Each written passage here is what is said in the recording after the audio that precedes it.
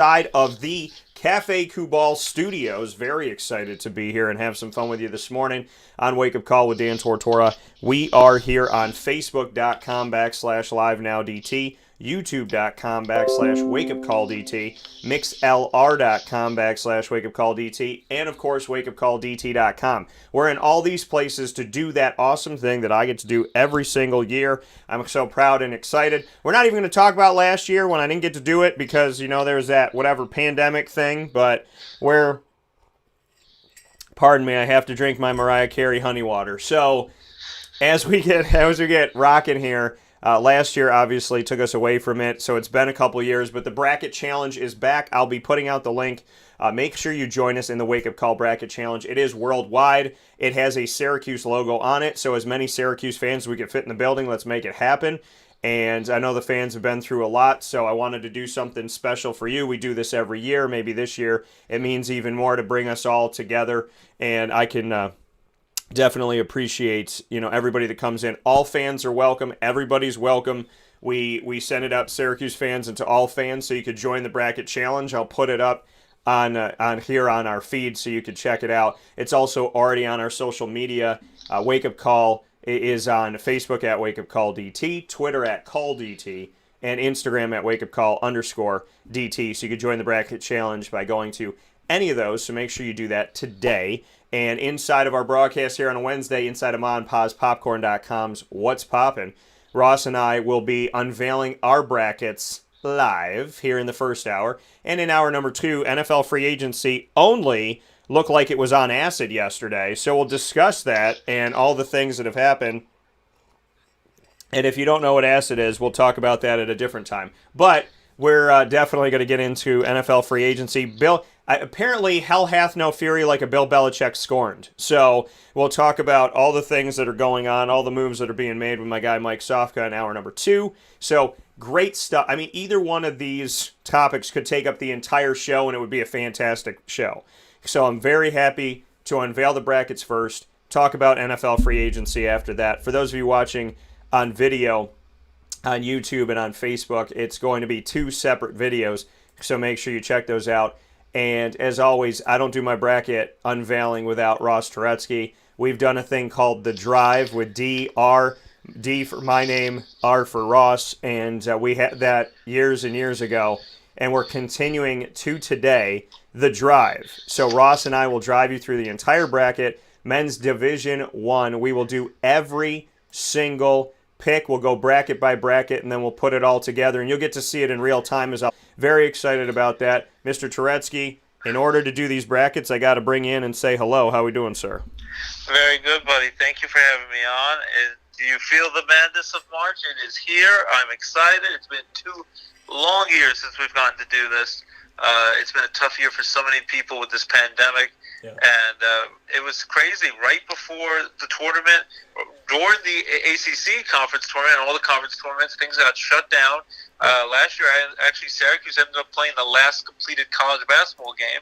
When they won their game, they were supposed to play the next day in their conference tournament, and everything, as we know, got shut down, and March Madness was effectively canceled.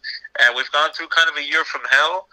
Things are improving. People seem to be wearing the mask pretty well. Their vaccines are rolling out, and hopefully, they're saying that in a couple of months, everyone can get vaccinated if they choose to, yeah. And maybe by July 4th, we can be some level of normalcy. Fingers crossed. At this point, I just can't wait to finally be able to live in some normalcy again, and we could go outside, hug our friends and family, not having to wear masks all the time, and hopefully we just hold out a little longer.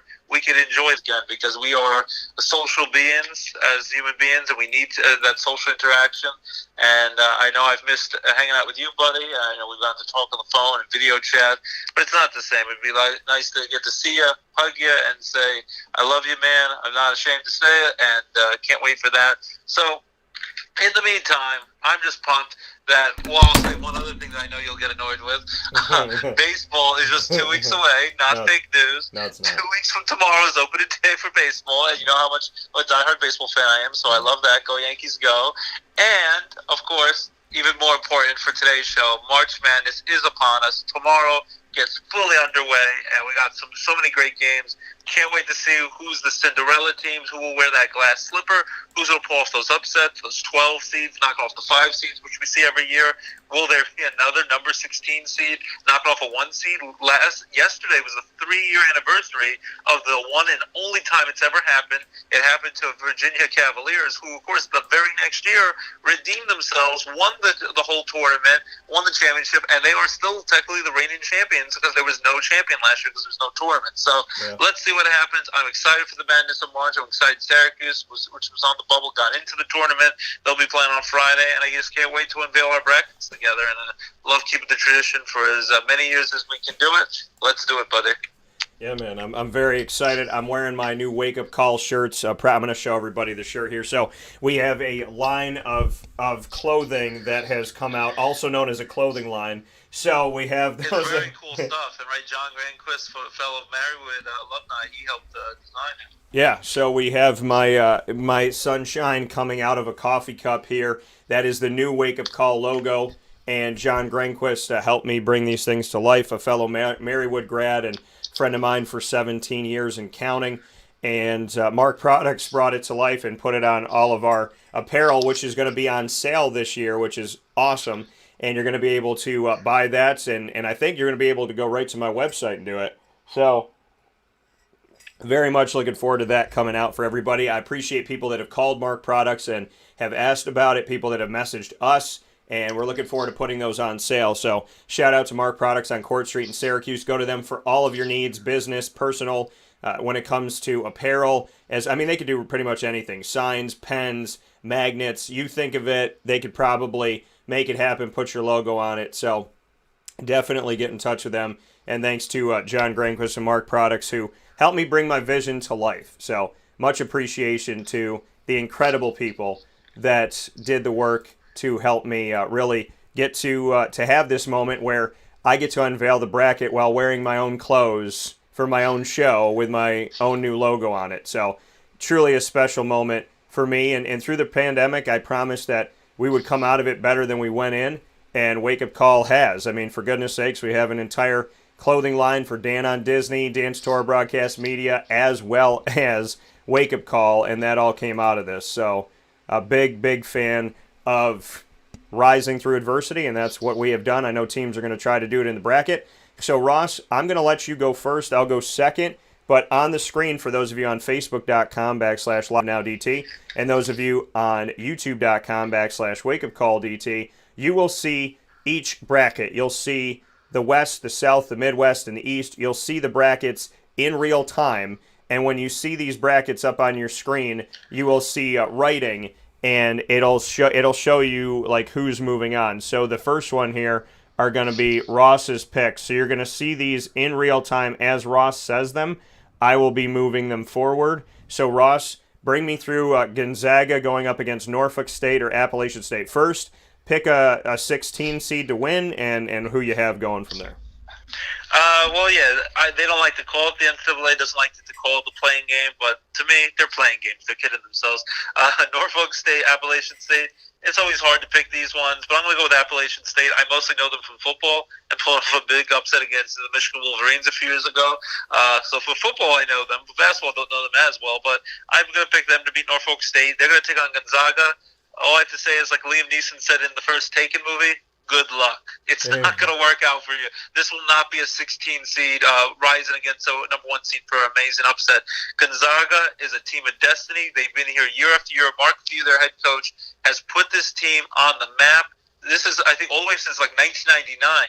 They're the little engine that could, the small conference school that went from a Cinderella team that would go to the Sweet 16, Elite 8, and they're like, oh, that's so impressive, let's give a little golf clap. No, they're to be respected. You got to put some respect on their name. They've gone to the Final Four. They've gone to a national championship game. The only thing missing is to finally win it all, win that championship. And this is a good year, for probably the best chance for them to win it. They have run the table. They've gone undefeated in the regular season. They've been dominant, blowing teams out, been the number 1 seed, number 1 team in the country all season long. And now they're trying to do it for the first time since Bobby Knight's Indiana Hoosiers in the 1970s. I think around 1976. They're trying to be the first team since that team, almost 45 years ago, to run the table and go undefeated for an entire season. They're going to have to win these 6 games in the tournament to do that. Well, they're they're going to start off really well, and they're going to destroy Appalachian State in their first-round matchup. Gonzaga, too much firepower, and they are on a mission, and they're going to try to win it all, and I think this might be that year, and Appalachian State will not get in their way. Yeah, Gonzaga is just an incredibly amazing team. I said this last night. They're the only. I've actually said this multiple times. They're the only team through the pandemic that still looks like themselves. Duke doesn't. Kentucky doesn't. Other teams out there don't. Gonzaga is the only team that looks unfazed by it. They're 26-0, the only undefeated team in America of over 300 plus Division I men's basketball schools. You just mentioned Duke, Kentucky. I just want to jump in with one point. Yeah. Did you realize, I was talking about 1976, this is the first time we're going to have an NCAA tournament without powerhouses Duke and Kentucky, coached by, of course, Coach K and John Calipari, great Hall of Fame coaches. First time no Kentucky or Duke in the tournament since 1976 in 45 years. That's insane that they've been there every year, and now they're gone. And the other day you posted a stat that Jim Boeheim, Syracuse's legendary coach, he is now, what is this now, his sixth consecutive decade leading Syracuse to an NCAA tournament appearance. So I think those streaks are also pretty wild to point out, and very weird to see, as you say, Gonzaga has been the only consistent team, and you see some of these powerhouses that are not even a part of March Madness. And the cool thing about it is, people may not know this, they may have forgotten it, with Gonzaga being 26-0. They had a stoppage like so many other teams. In the beginning of their season, they had a bunch of games that got stopped. And so, they had to navigate through it as well. So to be undefeated is one thing. The only team undefeated in the nation for Division I men's basketball, over 300 schools. On top of that, to have a stoppage. On top of that, during a pandemic and everything going on, Gonzaga is the only team that looks normal. And a big shout out to them and all that they do. Ross, Oklahoma, Missouri, who's winning? This is one that could go up in the air. It's an 8 versus 9 matchup. Always hard to pick. I'm going to go with Oklahoma Sooners. I just think they've had tougher competition. I think they're more battle tested. I'm going to pick Oklahoma to win this game. Could go either way, but this is kind of a coin flip. I think Oklahoma's going to win and move on to move on to be prey and basically be destroyed by Gonzaga in the next round, but they're going to get that chance to knock off Missouri. Yeah, Oklahoma 10 losses, but the committee likes them. Creighton, a 5 seed. Creighton used to be a 12 seed in the 5-12 matchups.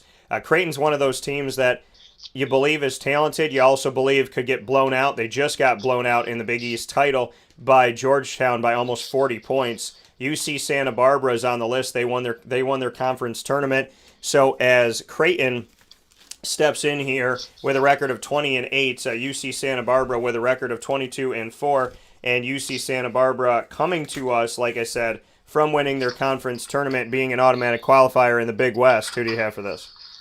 This is a tough one, as we were referring to at the beginning of the show. 12 versus 5 seed is ripe picking for a massive upset, always. At least one or two every season. It seems to be the go-to. 12 seeds seem to always knock off a 5 seed. This could go that way. Both teams have won over 20 games. Tough opponents. I'm going to still have to side with Creighton. I know Creighton got embarrassed in that championship game. Hats off to the great Patrick Ewing, the Knicks legend, leading his Georgetown Hoyas to a Big East championship win in his home arena, even though he was very annoyed that supposedly security didn't recognize him. I don't know how you can. His name is up in the rafters. He's everywhere around that building. But hats off to Georgetown pulling off that big-time tournament win. Creighton's got embarrassed, but Creighton's going to bounce back. They've won 20 games this year. They have the pedigree. They've won a lot of games in this tournament. As you said in the past, they were the little engine that could, a 12 seed, knocking off those higher seeds. I'm going to say Creighton they're more battle tested. They've been there, done that in this tournament. I'm going to have to go with Creighton. I'm going to have some 12 seeds knocking off 5 seeds, but this isn't one. I'm going with Creighton to win this game pretty handedly over UCSB. Yeah, the Blue Jays, I always want to root for them, but they make me nervous in the tournament. Ross has Creighton moving forward. Virginia versus Ohio. Virginia, a team that we just spoke about, the technical reigning champions still, because there was not a tournament last year. So what are your thoughts on Virginia taking on Ohio, a team that, mind you, I know it was back a little bit, defeated Georgetown, and I believe they were a 14 seed right around this region when that happened. I took down Georgetown years ago. What are your thoughts on Virginia, Ohio? I'm going to have to still go with Virginia Cavaliers, but as we mentioned earlier, just 3 years ago, they were the team that was a number one seed, got embarrassed, only one seed to get knocked off by a 16 seed. So anything could happen in this tournament, especially Virginia if they take their opponent lightly. This is a team. Ohio's a tough team, as you said. They've had some nice wins this year, but I would think Virginia, with what they've done in the past, the recent past in the tournament, they should be able to handle this game. But if they overlook their opponent, this could be another massive upset like it was a few years ago. But I did like the resiliency that right after that happened, they came back, went on that amazing run, won the national title, as they said, defending champions. There's no tournament last year. But I also a little worried about they had a COVID issue. I'm still not 100% sure how this is going to work. I know they're kind of in a bubble where everyone's playing around Indianapolis area, but they had to get shut down. They played your Syracuse Orange. Syracuse played them very well. Syracuse almost pulled off the upset against them in their conference tournament, and then they tested positive. Syracuse fortunately didn't, and they had to leave their conference tournament. Same thing with Duke. Same thing with the Kansas Jayhawks in the Big 12. So I guess with enough quarantine, they're allowed to participate in the NCAA tournament. I just hope that during this time where they're kind of in a bubble and they're constantly getting tested, that they can keep these players healthy, virus-free, so we don't have the day of a game someone's going to have to just be disqualified and be knocked off, because that would be awful for this tournament, and then you worry about the integrity of it. So that's also one of my fears, is that we'll wake up with a big game, and then one or two players are going to maybe will test positive, and then they get knocked out of the tournament because they're not even allowed to participate. So hopefully everyone stays safe. I still think Virginia is more battle-tested, and because probably what happened a few years ago to them, where they know a lower seed could easily knock them off if they take them too lightly, I think that's why their coach will have them ready to play, and they're not going to take Ohio too lightly. I think Virginia moves on, and they face better opponents throughout the year in the ACC, so I just think Virginia's ready to win against Ohio and move on to the second round. Yeah, it's going to be an interesting thing to see, because we're in a place right now where Virginia is obviously very competitive, but at the same time, it's unique. It's kind of like a Pat Mahomes concussion protocol. It happened, but it seems to be very, very interesting how some of these teams like Kansas and UVA can get into this, but you hope everybody stays healthy. U.S., first and foremost, Wichita State or Drake to win as an 11 seed, and then who will win when they face USC? Well, when I have this playing game, I'm going to go with Wichita State. They've had some nice wins and made some nice Cinderella runs in recent past in the tournament. Drake, don't know much about the college, besides I just think of the rapper Drake of Degrassi fame, and a very fun rapper to listen to. So that's all I'm thinking of when I hear of Drake. Not much about the school. Drake's coffee cakes, I like those. Those are tasty in the morning. But Wichita State, they've been more tested, so I think they'll knock off Drake in their playing game. But the 11th seed, this is another one that's right for the pick and for an upset. I just think USC has played in tougher competition in the Pac-12 throughout the year, 22-7. I think USC is going to move on, and they're just the better team. But don't be surprised if Wichita State gets into this game. They can give them a real run for their money. I think this is going to be a game that's going to go right down to the wire, and people who are betting and hoping their brackets don't explode are just going to be praying that that it doesn't go the other way, because Wichita State can easily win this game. I think USC wins this game by 1 or 2 points. I think it's going to be a really close fighter game. Coming here from Ross Turetsky as we unveil our brackets piece by piece. Next up here is Kansas and Eastern Washington. We just spoke about this, and maybe this is their way of dealing it. Put Virginia and Kansas in the same bracket, so God forbid something happens after they're positive, after leaving their tournaments respectively for COVID. If something happens, they're both in the same bracket. What do you have for Kansas and Eastern Washington? Eastern Washington getting into the tournament after winning their conference tournament and becoming an automatic qualifier. And so a shout out to the Big Sky in Eastern Washington. What do you have? I'm going to still go with Kansas Jayhawks. Kansas, they've had amazing runs throughout the tournament. They've had some massive upsets where they've gotten knocked off in the tournament in recent years. But Kansas is battle-tested, Big 12 in their conference. They've won some big games throughout the years. And this is a team that has been competing for national championships year in, year out. This is maybe not one of the strongest Kansas teams. They are a 3 seed. They were 28 this year. You can't overlook a 14 seed Eastern Washington, 16-7, a solid team. But from a smaller conference here, Kansas has more power, more talent, They should win this game, but you just can't overlook them. So I think Eastern Washington, I would love to see them give them a run for their money. I think Kansas is still going to win this game pretty handily by double digits at least, by at least 10 points.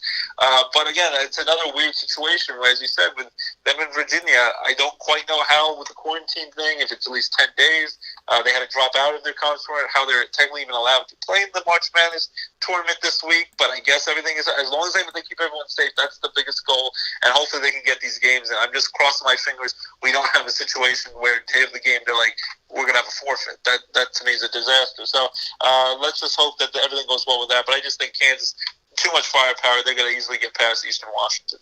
Kansas winning this game moving forward. Oregon and VCU. VCU getting respect out of the A-10 despite losing their conference tournament at St. Bonaventure in the finale. They get in, and Oregon gets in as well after Oregon State wins their first ever Pac-12 tournament. What do you have for this? I was very surprised that Oregon went on that amazing run to win their conference championship. Finished 20-6, had a very solid season for those Ducks. Quack, quack, quack. But this is one of my first upsets. It's not a gigantic upset, a 10 versus 7 seed. I know it's not Shaka Smart still coaching VCU like back in the day, but they've pulled off massive upsets in this tournament. I think this one is right for the picking for a big upset, and I'm going to go with VCU, a little engine that could, team that gets overlooked a lot. Well, in March, you do that at your own peril. I think VCU is going to pull off this upset. Oregon had a great run to win their conference championship, but I think VCU is going to knock them off and is going to pull off an upset and find a way to move on to round number 2. This is one I'm going out on the limb for, but I'm picking VCU. Yeah, VCU winning, or pardon me, being the runner-up in their tournament, and Oregon not making it to their tournament championship, but still finding a way. Iowa and Grand Canyon. Your thoughts? Raise your hand if you knew Grand Canyon was a school. But Iowa versus Grand Canyon. Iowa is part of all that love that is coming this year. The committee has more than shown themselves. And when it look, I mean, the ACC did get 7 schools in, and a shout out to the ACC for that. But when we take a look at teams like Iowa and whatnot, I mean, it's a very, very interesting road that we have had this year, because the Big Ten and the Big 12 have gotten nothing but an incredible amount of love. And the committee was obsessed with the Big Ten 9 teams, with the Big 12 7, so 16 spots going there. Iowa, can they make a run in this bracket? I think Iowa's going to go on a nice run. First of all, I'm totally with you. I didn't know Grand Canyon was a college. I visited Grand Canyon when I was a little kid. That's about all I know about Grand Canyon. So I'm like, good for them. I think it says here on my paper they're 17-6. I'll be the first one to admit, I've not watched the game of Grand Canyon, but it's nice to see that they are a team. They exist. They're in the tournament. You got to give them their props, give them some respect. But Iowa, 21-8, they're going to be too explosive here. They first of all have the best player in the country, Luka Garza, 22-year-old stud center, 6'11", 265 pounds, averaged 23.8 points per game, 8.7 rebounds, so he's a double-double machine, and back-to-back two-time Sporting News National Player of the Year in 2020 and 2021. I know he's getting a lot of hype. Be interested to see what he can do at the next level. Hopefully he can have some success in the NBA. I think his number was already retired in the rafters before his college career was over at Iowa. So the Hawkeyes, they love him there, and he's quite the low-post presence there. So I think it's just too much Luka Garza, too much Iowa here. I think they're going to go on a nice run, and they're going to just blow out Grand Canyon in this game. I'd be shocked if Grand Canyon can even keep it close, even in the first half. This is going to be a massive blowout. Yeah, this could be a 30 to 40-point victory. So that gives Ross's bracket: Gonzaga versus Oklahoma, Creighton versus Virginia, USC versus Kansas, and VCU versus Iowa. Bring me through Gonzaga, Oklahoma, and Creighton, UVA. Who's moving ahead? I'm going to go with, again, number 1 powerhouse, undefeated Gonzaga, knocking off Oklahoma. Oklahoma will give them a little bit run for their money. Gonzaga will pull away in the second half and win by double digits, probably 10 to 12-point win. They will move on to the Sweet 16. And I think in the Sweet 16, I have them playing Virginia Cavaliers, the defending champions. Virginia, the 4 seed, is going to knock off Creighton. I think this is a very interesting game. I think it could go either way, but I think in the end, Virginia, too battle-tested in this tournament, too much firepower. Virginia Cavaliers, they're going to knock off Creighton, and they're going to win that pretty handily. And I think we're going to have a pretty epic Sweet 16 matchup between Gonzaga and Virginia to move on to the Elite 8. And then in the bottom of the bracket, USC, Kansas, VCU versus Iowa. What do you have? I'm going to go with Kansas, the 3 seed to knock off the 6 seed USC Trojans. Kansas, too much firepower, too much proven commodity in this tournament. They will move on to the Sweet 16, and they will take on Iowa. I think Iowa, between Luka Garza and all their firepower, Iowa Hawkeyes, they're going to move on, knock off the little engine that could Cinderella VCU team, which I'm rooting for them, just like George Mason back in the day, and the teams that pull off these massive upsets. But I think in the end, Iowa's too much here. VCU will give them. Will try to keep it close for as long as possible. And I think this game is a lot tougher than it seems on paper. But Iowa will pull away and win probably by 6 or 7 points in the second half. Iowa moves on and takes on Kansas in the Sweet 16. And then from there we have Gonzaga, UVA, and Kansas, Iowa, who will make it to the Elite Eight with the rights to advance to the Final Four. I think this is an epic Sweet 16 matchup between Gonzaga and Virginia. Probably the future national champion, favored national champion for this year, at least everyone thinks so, Gonzaga, versus the defending champion Virginia Cavaliers. I think this is going to be a knockout, drag-out fight.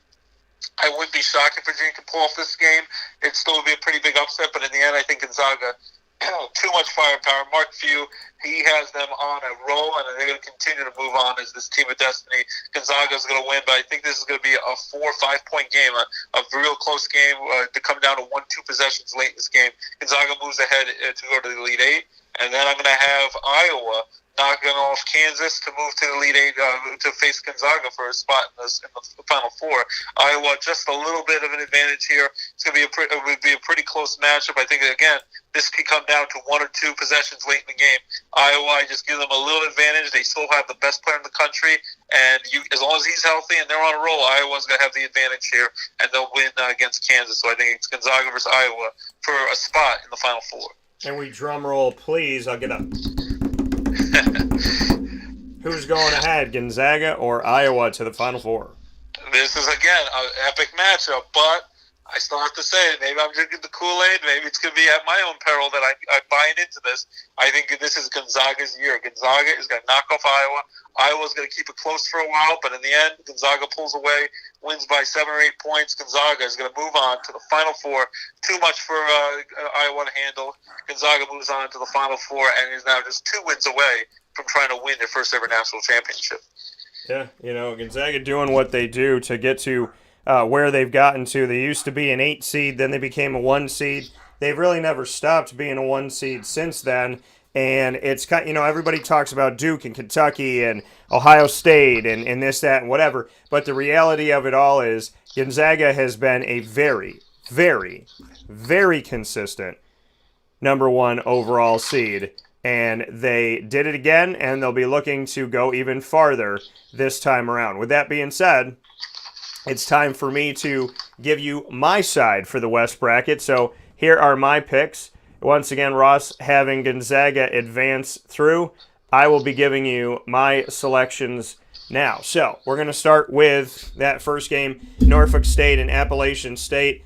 I know where the butter's bred. App State is just a team you don't want to play in general in sports, including in football. So I'm going to pick them to win their first 4 game, aka play-in. They say it's not a play-in, but when you have a team with a slash and another team, you're playing for the rights. You're playing in for the rights. So they're kidding themselves. Yeah, if you're playing for the rights to play somebody, it's a play-in. So Gonzaga over Appalachian State in round number 1. Oklahoma and Missouri. I feel like you with Oklahoma. I'm going to give Oklahoma the slight edge. But, Missouri's another team that can be dangerous here. The 8-9 matchup can make things really interesting. But I'm going to go with Oklahoma. Creighton and UCSB. I know I said, Creighton's one of those teams where I want to pick them. I want to see them go far. But they let you down in the tournament. I'm going to pick them to at least win this first game, though. I don't see UC Santa Barbara giving them too much trouble. My next piece of this, God willing, COVID-free, healthy more than anything else, and, safe and well, and they actually get to play. I'm going with Virginia over Ohio. Virginia is a very dangerous team, and I trust the heck out of Tony Bennett. So it's going to be a very, very interesting road, in my opinion, as Virginia gets set to move forward. I'm picking Wichita State over Drake. Wichita State in the American Athletic in these last few years, very dangerous team. and I have my Wichita State Shocker shirt that I will be rocking this week. So make sure you look out for that. USC versus Wichita State. This could go either way. This is a game. I mean, Drake, for goodness sakes, could make it interesting, but USC versus Wichita State. Wichita State is going to push. Wichita State's going to make this a game that you're going to be wondering, how is this a play-in team? But I will give the edge to USC this time around, just because Wichita State didn't have a great finish in the American Athletic Conference tournament, and they got pushed to the brink and they got bumped out. So I'm going to give USC a slight edge. Kansas, I'm going to advance forward with Bill Self and company. Dangerous team that made it to a 3 seed. In the beginning of the season, it was like, who is Kansas? Are they themselves anymore? Can they make it happen? And they have found themselves a way. So they got back on the horse and they figured it out. So Kansas moving forward. Oregon and VCU. I just got to visit Virginia Commonwealth University for the first time ever when I took my road trip from Syracuse to Jacksonville with my buddy Evan. I had the opportunity to finally stop in VCU. There was a comic book shop there, so I got to do comic book trails and wake up call and get a twofer. And I went into the bookstore, shout out to the VCU Barnes & Noble bookstore, and got myself a VCU hat. And Syracuse needs to step their game up because that bookstore was insane. There was like 40 hats to choose from. So I'm going to rock that hat again and pick VCU to advance here over Oregon. And I'm going to pick Iowa over the Grand Canyon, unless the Grand Canyon is asking Iowa to navigate through it or jump over it. I think that Iowa is going to win this game. And then Gonzaga, I will advance forward. I do think they'll get challenged by Oklahoma, but I will advance them forward here, as I do agree that they are the number 1 team out of 68 in this bracket this year. And barring any COVID scares, I'm going to pick Virginia to advance from here to the nation's Sweet 16. I'll pick Kansas because I don't trust that USC necessarily will get past Wichita State. So I'm going to trust Kansas to advance forward, and I will from there take Iowa in the bottom of the bracket. And I'm going to have what you have, Mr. Turetsky. I'm going to have Gonzaga facing off. That kind of looks like Gonzaga that I wrote. I'm going to have Gonzaga facing off against Iowa. And Iowa's going to be a very, very tough out. But them Zags, who I've been paying attention to since I was in high school, that's right. I'm picking Gonzaga to advance the bracket as well. So our brackets in the West are looking mighty similar, and we both have Gonzaga advancing through. Ross and I will take a step aside for a fast break. When we come back, we'll be bringing you the next bracket, and that bracket coming up here that we'll be proud to bring you is going to be the South bracket. So this will be the top right on your brackets, that has Baylor as the 1 and Ohio State as the 2. So this will all be coming up after a fast break on Wake Up Call with Dan Tortora. We'll be providing you our South bracket. You've seen the West and what Ross and I have chosen thus far. So follow us back to see where we will go from here and what will go on as we get set for this NCAA tournament that I am incredibly proud to be able to finally say is here. We're bringing it to you, and we're so very happy to be doing that. So let's take a step aside for a fast break, come back with the South right after this on Wake Up Call with Dan Tortora, where sports meets life, inside the Cafe Kubal studios with my partner Ross Turetsky, as we bring you our bracket unveiling today.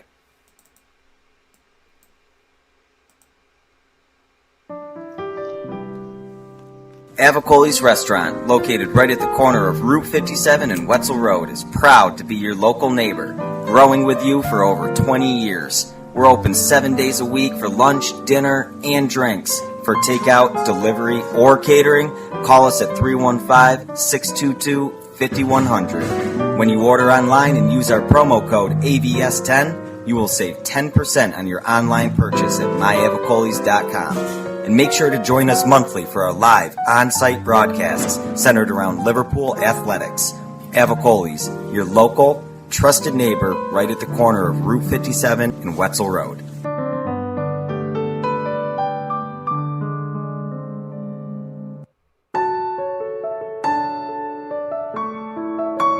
Having peace of mind when you're out of town that your furry-loving friend is safe and sound means taking them to Canine Campground, because we all know that when it comes to the love of our pets, it goes well beyond the call of duty to make sure they're safe and sound. Right, Lily?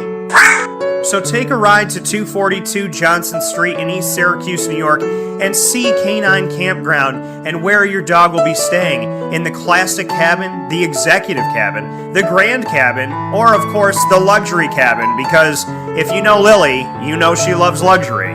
Now you don't have to wait to the last minute to find a family member or a friend that'll take your dog for a few days. Call Canine Campground at 315-299-4013. That's 315-299-4013. Their drop-off and pickup times are Monday through Sunday. Check K9campground.com for more information. That's the letter K, the number 9, and campground spelled with a K.com. K9campground.com. When you're going out of town, bring your dog to Canine Campground.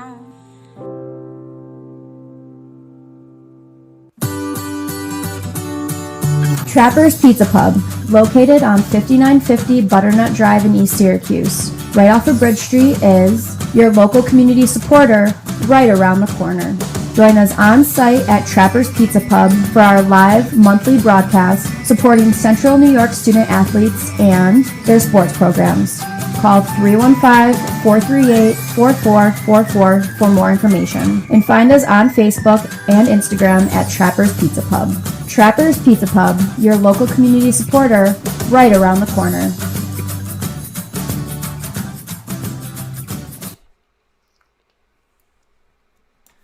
Welcome back here to Wake Up Call with Dan Tortora on wakeupcalldt.com, your one-stop sports shop, and on mixlr.com/wakeupcalldt, where you're listening. You're watching on Facebook Live on facebook.com/live-now-dt, and of course on youtube.com/wakeupcalldt. So however you're connecting with the show, we thank you so much for being a part of it as my partner here for The Drive, where we select the entire NCAA tournament bracket for Division I men's basketball. Ross Turetsky, a fellow sportscaster and writer in Northeast PA, and one of the best people you're going to find around, one of my truest friends and someone that is a brother in my life and truly an incredible human being, is here with me today as we make our selections for the entire bracket. We are unveiling our bracket picks from beginning all the way to the championship game. Ross, we are in the South now, and we start with Baylor, the number 1 seed, against the 16-seeded Hartford team that comes out of the America East. What do you have for this? I'm going to go with Baylor here. Baylor had a big-time season, 22-2. I think they might be, out of all the number 1 seeds, probably the weakest of the number 1 seeds. And I'm definitely not going to be one of those people who drinks the Kool-Aid and say all 4 number 1 seeds are going to get to the Final Four. Very rarely ever happens. So I think Baylor is definitely going to be ripe for an upset, but that will be a little bit later in this tournament. I think Hartford 15-8. I'm sure they've had a solid season, but Baylor just going to have too much firepower here. So I think Baylor, I don't expect them to make a big run in this tournament, but I think Baylor is going to move on and easily beat Hartford to move on to round 2. Baylor moving on after this. They get to play the winner of a very interesting game that could trip them up and bump them out of the tournament soon, I think. They're playing North Carolina versus Wisconsin. Both of these teams picked higher than I would have chosen them. The committee being sold on North Carolina as an 8 and Wisconsin as a 9. Keep in mind, Syracuse defeated North Carolina later on in the season and got an 11 seed, while North Carolina got an 8 seed in this, and North Carolina has 10 losses this season. So strange where things kind of shook out here, but what are your thoughts on North Carolina, Wisconsin, which provides a very, very interesting 8-9 matchup because of the history and because of the fact that Baylor should be on alert in that second round?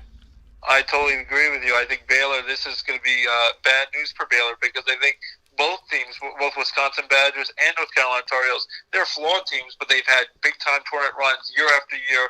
Roy Williams in North Carolina, they started to play much better once the season picked up after having a slow start. But North Carolina, I know 10 losses, which is rare for the Tar Heels, but they're 18-10. They're playing some tough teams in the ACC, but I think they really started to find their stride late in the season. But I give, as you said, I give props to Syracuse, knocked them off late in the year. They beat their rival Duke. I think both times they faced them this year. This game is going to be close, but I think in the end it's going to be a very physical game. Wisconsin always makes it as a tough team. Lots of rebounds, physical play, tries to ugly up that game, keep the game low scoring. I think North Carolina is going to win this game by 4 or 5 points. North Carolina is going to move on to round 2. And, I'm just going to hint at that North Carolina is going to be a lot of trouble for Baylor in round 2. Yeah, absolutely. I agree. Roy Williams moving on to play the Baylor Bears. Next up is Villanova and Winthrop. If people think that Winthrop is a cakewalk, I want to remind you that they are a team that finds themselves in this tournament, and it's not a surprising thing for them to win the Big South tournament and get in. They only have one loss this season at 23-1. Thoughts on 5 Villanova, who did not make it to the Big East Championship after getting hit earlier on in the tournament versus Winthrop. What do you have for this? This is a real tough one. As you said, Winthrop, I was shocked when I saw how great of a record they have. Every year they seem to find a way to make the tournament as a small conference school that can be dangerous. 23-1, a tremendous season. This is a 12-5 matchup, always dangerous, right for an upset. I'm just going to give a slight advantage. I'm not highly confident. I'm going to give a slight advantage. Villanova Wildcats 16-6. I think Jay Wright, their stud head coach, he's this is not your typical Villanova great team, but he's had them Final Fours, national championships, and he's always gotten this team ready to play and make big runs in the tournament. I just can't see them losing to Winthrop in round 1. Winthrop is dangerous. This definitely could go the other way. This is, if you want an upset alert, this is beep beep upset alert. But I'm going to say Villanova hangs on barely. A close 1-2 point win possibly, and is going to barely, by the skin of their teeth, get to round 2. But Winthrop's going to give them a real challenge here. Yeah, Villanova moving on in Ross's bracket in the South. Purdue and North Texas. North Texas getting to the tournament by winning their conference tournament in Conference USA over Western Kentucky. They come in with a 17-9 record. Purdue has just one more win. And I was high on Purdue, and I put them as a higher seed right around that region of a 4. And I remember Demetrius and Nichols and I doing the unveiling, and he thought originally where I had Purdue was too high. Well, the committee agreed. So, will Purdue move on? A very interesting team, because I believe Purdue is one of those teams that when you put them in your bracket and you advance them forward, you're either going to be part of the 3% of the world that did, or you're going to be someone whose bracket's got a bunch of red on it early on in the tournament. Purdue, North Texas, what happens? I'm going to go out on a major limb. Upset alert. I don't even know a ton about North Texas, but you got to go for some wild ones here, because there's always a Cinderella team out there. Well, you might be going to check me, give me a drug test after making this pick, but I'll go with North Texas to knock off Purdue. 18-9 to Purdue, 17-9 North Texas. North Texas 13 seed, knocking off a 4 seed to get to round 2 to take on Villanova. I know, I might be insane, but that's what I'm going with. With everything we've seen in this world over the past year, that is probably the most sane thing I've seen in a while. Texas, well, definitely in dating. Texas Tech going up against Utah State. What are your thoughts on this game? As Utah State was given life, Utah State's wondering if they were going to get in the tournament. They got in as an 11 seed on the same line as Syracuse, and they were able to move forward here after losing to San Diego State, who ironically will play Syracuse in the first round in that 6-11 matchup coming out of the Mountain West. What are your thoughts on Utah State facing off against yet another team with a higher seed but double-digit losses, 17-10 Texas Tech? This is going to be another upset here. I might be crazy here. I'll go with 11th seed Utah State to knock off the Texas Tech Red Raiders. Texas Tech, as you said, double-digit 10 losses this season. I know they've had some big runs over the years. Bobby Knight was their head coach for a little while after Indiana. Texas Tech has been dangerous over the years, but I just think that they are a team that has played very consistent this season. A team like Utah State, who won 20 games, even from a smaller conference, I just think that they can knock off a team like Texas Tech. I'm going with Utah State, another big March Madness upset to move on to round number 2. You know what? And that's one that definitely I think is ripe for the opportunity. 6-11. What about what I call Arkansas, but some people call Arkansas? What do you think about Arkansas? Some people are like, how did Kansas get in the bracket twice? But Arkansas versus Colgate, a local Central and Upstate New York team, a beautiful thing to see a team in the great state of New York doing their thing. Colgate winning their conference tournament. They played on Selection Sunday. They were the first one to be done in the Patriot League. Colgate over Loyola, Maryland. What do you have as they get set to take on Arkansas of the SEC? I'm going with Arkansas to knock off Colgate. But Colgate, a dangerous team, had a very successful season. I know it's a small conference, so you know what? You want to overlook them. You do that, and you might rue the day you overlook Colgate. I'm going with Arkansas, 22-6, the 3 seed here.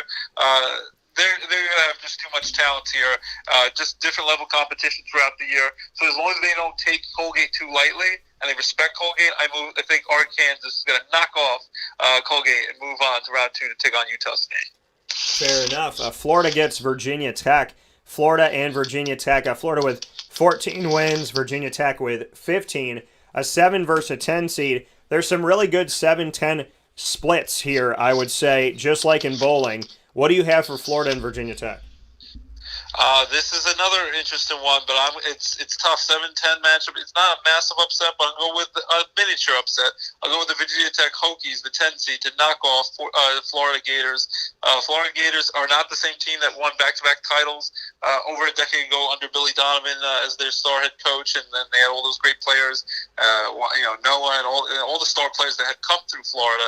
This is not that team. They're a mediocre, inconsistent team for Florida Gator standards. I know that's some fighting words to say that, but I'm going to say Virginia Tech. They've pulled off some big wins over the recent years here, and I just think Virginia Tech, they're a tougher team, gone through the ACC, have the battle wounds to show for it, and I think the 10 seed Virginia Tech Hokies will move on to round 2, knocking off Florida. All right, Virginia Tech and Ohio State and Oral Roberts, which is not a gum, nor is it a toothpaste, but Oral Roberts winning there. And listen, it's no disrespect. If people are listening from Oral, I'm just joking around, making it fun, making it interesting. Don't get triggered. Don't get triggered. I feel like Bill Burr when I say that. It's going to be all right. But, or as he would say it, he would say, don't get triggered. But, so Oral Roberts winning in the Summit over North Dakota State. What do you have for Ohio State, Oral Roberts? And I was thinking, never mind just Oral Roberts with toothpaste, and Colgate we mentioned is another toothpaste one. I was thinking of Oral Redenbacher, the popcorn people. It's not them either. So Oral Roberts, 16-10, a 15 seed. Nice little team here, but Ohio State, dangerous team. Almost knocked off Illinois in that Big Ten championship game. Knocked off a fellow 1 seed, Michigan Wolverines, that big time rival to football in everything, basically. Ohio State, Michigan. Ohio State knocked them off in their conference tournament and gave Illinois a run for their money in the conference championship game on Selection Sunday. In the end, too much firepower. Ohio State Buckeyes 21-9. The 2 seed will move on to take on Virginia Tech in round 2. Fair enough. I like it. I can rock with it. So, Ross's bracket once again in the South as we unveil our brackets here on Wake Up Call with Dan Tortora live, going piece by piece. We started in the West. We're now in the South. Ross goes first. I go second. So you're seeing his picks on the screen right now on YouTube and Facebook. You're listening on MixLR as well as on wakeupcalldt.com. Baylor, North Carolina, and Nova, North Texas. Who's going forward? I'm going to go with North Carolina. This is one of the big upsets that I was referring to. I think Baylor is the weakest, the number 1 seed. North Carolina has been there, done that. Roy Williams will have this team ready to play. I think the Tar Heels move on, knock off Baylor. Big upset. They're going to win this game by 5 or 6 points, and first number 1 seed get knocked off. It's a little embarrassing, but it's going to happen to someone. We're not getting 4 number 1 seeds in the Final Four. Carolina is going to move on to the Sweet 16. And then the other matchup, I'm going to go with Villanova knocking off the Cinderella Slippers of North Texas, the 13 seed, which I'm probably insane for picking to beat Purdue, but I'm going to go with Villanova Wildcats. Jay Wright, this team, I know they underachieved throughout this season. They're a dangerous team in the tournament. They're going to move on and knock off North Texas easily to move on to the Sweet 16. And seeing North Carolina and Villanova in the Sweet 16, actually, makes things look normal They to an faced each extent. other in championship games in recent years for the national title. Yeah, and it was funny, the national title that they played in back in 2016 in Houston, Texas. I was down there for that Final Four, and Syracuse is obviously a part of it, and had the opportunity to be around them. And then it was really cool at one point when they were on the court, Villanova playing North Carolina for the championship. I said that of the 10 players on the court, there were 7 of them that had been on my show. And so it was just kind of really cool to say, like, oh, yeah, I was just in the locker room with this guy, and I got to talk to this guy. So really cool that championship game featured a bunch of people that I had the pleasure of speaking with here on Wake Up Call with Dan Tortora. We're inside the Cafe Kubal studios. We're unveiling our picks. Ross is first. I'm second, bracket by bracket. I hope you got your brackets out, and if you got questions, fire away. Utah State and Arkansas going up against Virginia Tech and OHIO. What do you got for this? I'm gonna go with Arkansas. I like how you said it. Kansas. Love my Kansas Arkansas, baby. I love it. Yeah, they're Heck yeah. cousins. They're cousins. Arkansas are gonna easily get. They're gonna easily move on. They're gonna get past Utah State to move to the Sweet 16, and they're gonna take on Ohio State. Because I have Ohio State throttling the Virginia Tech Hokies in a blowout. I'm gonna have they're just too explosive. Virginia Tech is gonna have a hard time just getting past the first round against Florida. Ohio State will easily get past them. Arkansas is gonna crush Utah State. 2 blowouts, and then it's gonna be an epic matchup for a spot in the Elite Eight. Arkansas versus Ohio State in the Sweet 16. All right, OHIO versus Arkansas. What do you have for North Carolina, Villanova? Who is advancing to the Elite Eight from that? And Arkansas over Ohio State, or does Ohio State find a way? Well, I'm going to continue on. This might destroy my bracket. I just have the confidence for some reason in Jay Wright's Villanova Wildcats. They've done it before. I know this has not been their typical season. It's been very inconsistent throughout. It's been crazy playing during this pandemic, where some teams have played a lot of games, some teams have played fewer games. There have been stoppages and continuations. It's been a wild season for all of college basketball. We're just happy to get to this March Madness point, to get to the bubble in Indianapolis, where hopefully everyone's safe and will be able to play. So it's not been your typical Villanova dominant season, but I just have this inkling Villanova is going to be ready to play and make a big run. They're going to knock off Roy Williams, North Carolina Tar Heels to move on in a close game. 3 full-point win. Villanova moves on to the Elite Eight. All right, so you got Villanova there, and then Arkansas and Ohio State. What do you got? I'm going to go with, this is a tough battle, but I'm going to say the Ohio State Buckeyes. Tougher competition. The tougher competition in the Big Ten. They're going to knock off Arkansas. I think Arkansas in the end. They've played weaker opponents. Ohio State. They're going to make a gigantic run here, and the explosion of Ohio State and come so close to winning that conference championship. They're hungry, and they're going to be able to knock off Arkansas to move on to the Elite Eight. And shout out to my guy who's been on the show a bunch, Zed Key, who is a member of the Ohio State Buckeyes. What do you have for Ohio State and Villanova, the team that will advance to this year's Final Four out of the South? I'll continue to drink that Kool-Aid. Maybe it's going to be bad Kool-Aid. I might have some food poisoning for a few days. But I'm saying Villanova is going to win and knock off Ohio State. Close basketball game. This is going to come down 5-6 point game, come right down to the wire. Villanova is going to knock off Ohio State and go to the Final Four in a pretty nice run for a team that has struggled throughout the year. Villanova is going to find their way back into familiar territory again, back to the Final Four. All right, Ross, riding that wave of Jay Wright all the way to the Final Four. Villanova taking off Ohio State. I probably just burned down my whole bracket by doing that. But wait till the next bracket, because you're going to really see something crazy. I love how you're like, look at all this, but wait, there's more. So, It's going to seem sane compared to some of the other teams I have going on. Fair enough. So Ross here did his bracket with probably some of the great stuff that was offered at Woodstock. So very, very excited. My picks are now in. And once again, this is Ross and I unveiling our bracket for the first time ever. You are seeing this in real time on Facebook.com. youtube.com/live-now-dt, on youtube.com/wakeupcalldt, and you're listening to it on wakeupcalldt.com as well as on mixlr.com/wakeupcalldt. I'm going to pick Baylor over Hartford to start things off. I do not think Baylor's the weakest number one. I agree with the committee, and I actually wrote it as such. I had Gonzaga as the number one overall, then Baylor, then Illinois, and then Michigan. I stick with that, but I do think Baylor is vulnerable. So Baylor passed Hartford in the first round here. North Carolina, Wisconsin. Whenever I pick Wisconsin, they lose. Whenever I don't pick them, they win. So now that I've picked North Carolina, Wisconsin will probably make the Sweet 16 and win you a bunch of money. So North Carolina, I don't know what it is with the Badgers. You know, I can't ever catch the honey badger. But 12 losses getting you in the tournament. Not a great record. Not a great. I just not sold on it. I know North Carolina has 10 losses, but I'm going with UNC in this one to advance past Baylor. I believe in Roy Williams to win a game or two in the tournament, no matter what the year is. Villanova and Winthrop. Again, I warned you about Winthrop in this game, but I will go with Villanova to get to the round of 32. I'm going to pick Purdue over North Texas.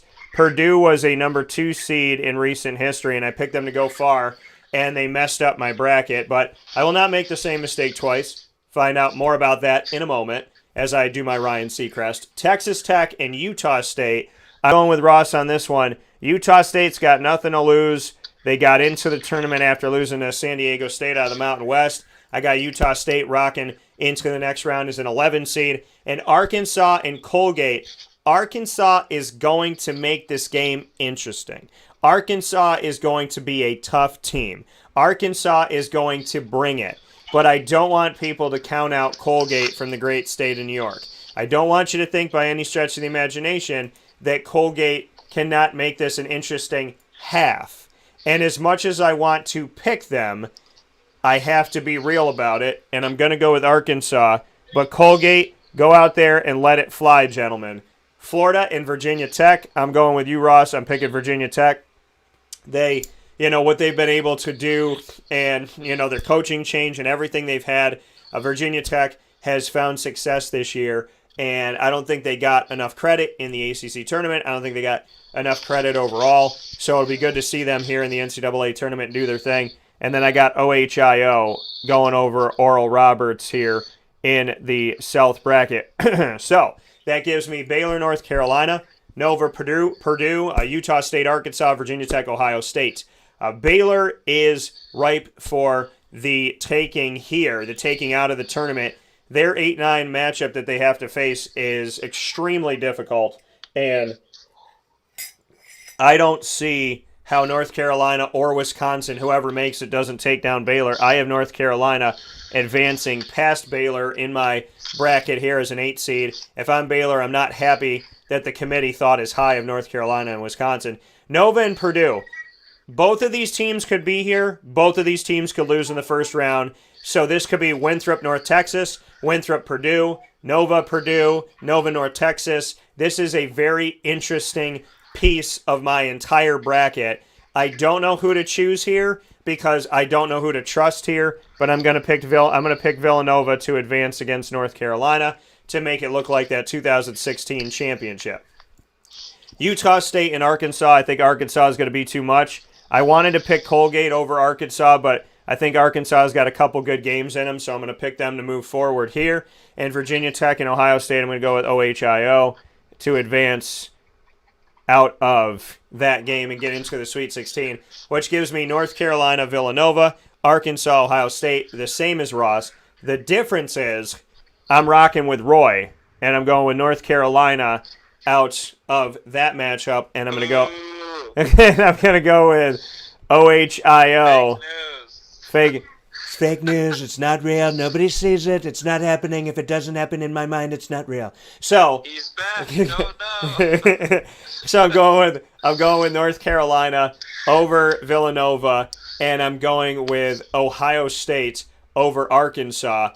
And seeing Ohio State and seeing North Carolina at the end of this bracket in the South makes it look normal. But trust me, folks, this could be a very strange bracket. this bracket is either going to look normal for the most part, like mine does, where I picked a lot of the higher seeds, or it's going to be totally red everywhere. North Carolina, it's going to be like their what is it? The Red Wedding from Game of Thrones. Game of Thrones. So, Absolutely. shout out to the show that I love. So, North Besides Carolina. The last season was garbage. Well, yeah, the last 15 minutes murdered over 7.5, more than 7+ seasons. So, North Carolina, Ohio State, very tough decision for me because both of these teams could get tripped up somewhere. So, I find this to be a very, very tough pick for me to make. But there's a team in this bracket that had 56 rebounds in a game and almost 60 points in the paint.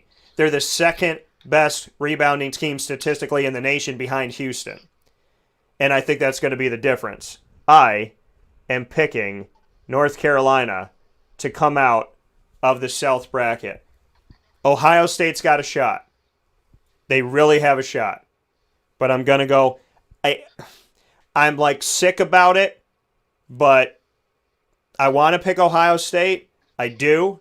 But I'm going to give North Carolina the slight edge here because I think Arkansas is going to be dangerous for Ohio State down the road. So I'm picking North Carolina to come out of my South bracket. With that being said... That's impressive, buddy. That's a big one, but you have a good chance there. It's going to be interesting right there. And the funny thing about it is our brackets are almost the same here in the South, and the North Carolina-Villanova matchup is what decided our South bracket for both of us. You went Nova all the way, I went UNC all the way, but we both went to that region of the bracket to make a decision. Who you're willing to ride with to the end, basically. Who you think's gonna get to the final train station? And we're just going in different directions, but we zeroed in on the same exact matchup that's decided. Yep. So I got North Carolina coming out of this one. Ross has Villanova. We both had Gonzaga coming out of the West bracket, and we'll be coming out of this fast break to give you more of this bracket as we rock back. We'll be with the East right after this. And, of course, like the committee, we'll talk about Syracuse last. They like to make everybody nervous, so we'll go to the Midwest last, and we'll get into this fast break and come back with plenty more of our unveiling of the NCAA Division I men's basketball tournament. My good friend, great friend, brother, and sportscaster and writer Ross Turetsky of Northeast PA is joining us here for the drive, bringing you through the entire bracket, giving you every single one of our picks all the way to the national championship and the score. More coming up right after this on Wake Up Call with Dan Tortora.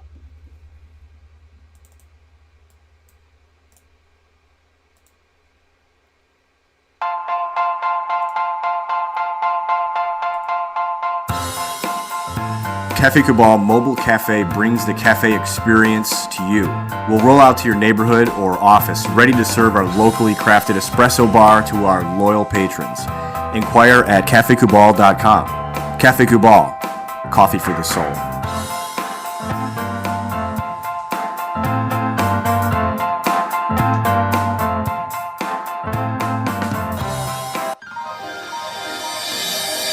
Ma and Pa's Kettle Corn and Popcorn Factory, located on 201 7th North Street in Liverpool, is home to over 40 flavors with more than 200 flavors in their total wheelhouse. Sky's the limit for this sweet and savory Central New York company. Keep it local at your parties, fundraisers, wedding showers, baby showers, and more by calling 315-450-MA-PA. That's 315-450-6272 for popcorn bars with custom flavors and colors at your upcoming event. Make sure to visit them on 201 7th North Street in Liverpool, New York. And for more information, go to maandpazsnacks.com. Ma and Pa's Kettle Corn and Popcorn Factory.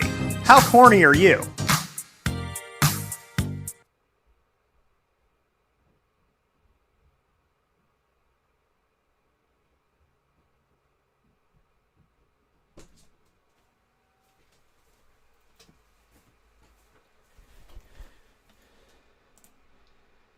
The Millhouse Market, located on 3790 New York 13 in Pulaski, New York, is worth the drive every time. Make sure you make your way out to the Millhouse Market, but download their app before you go so you'll be prepared with their entire menu at your fingertips. You will have their homemade breads as well as desserts, salads, quinoa bowls, rice bowls, and brick oven pizzas and sandwiches, all there on the app. Very user-friendly, very easy, contactless pay to keep you safe. You don't even have to give your card to anybody at all, and you'll be given a time. You'll be emailed a time approximately of when your meal is going to be ready. You drive right up to the drive-thru, grab your food, and go.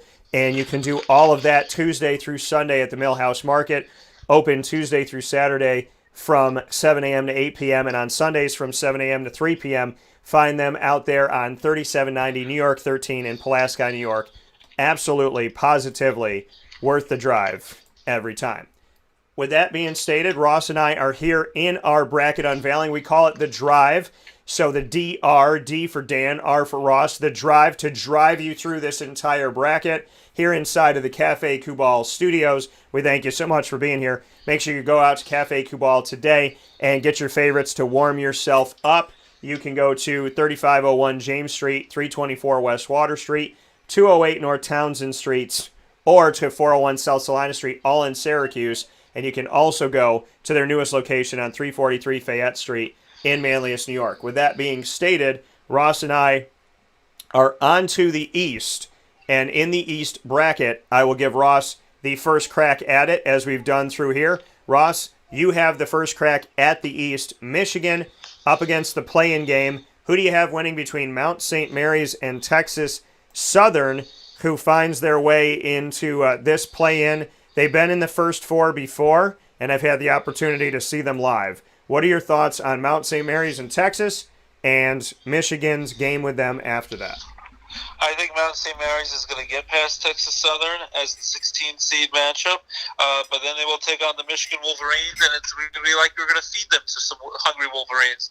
The Wolverines are, they came so close, during the tournament, the college tournament, to get there, lost to Ohio State in the semifinals. That's going to leave a little pit in their stomach, motivated factor. Well, some people are doubting them as do they deserve to be the 1 seed. Big Ten got 2 number 1 seeds. They had Illinois and Michigan, and then got a 2 seed Ohio State.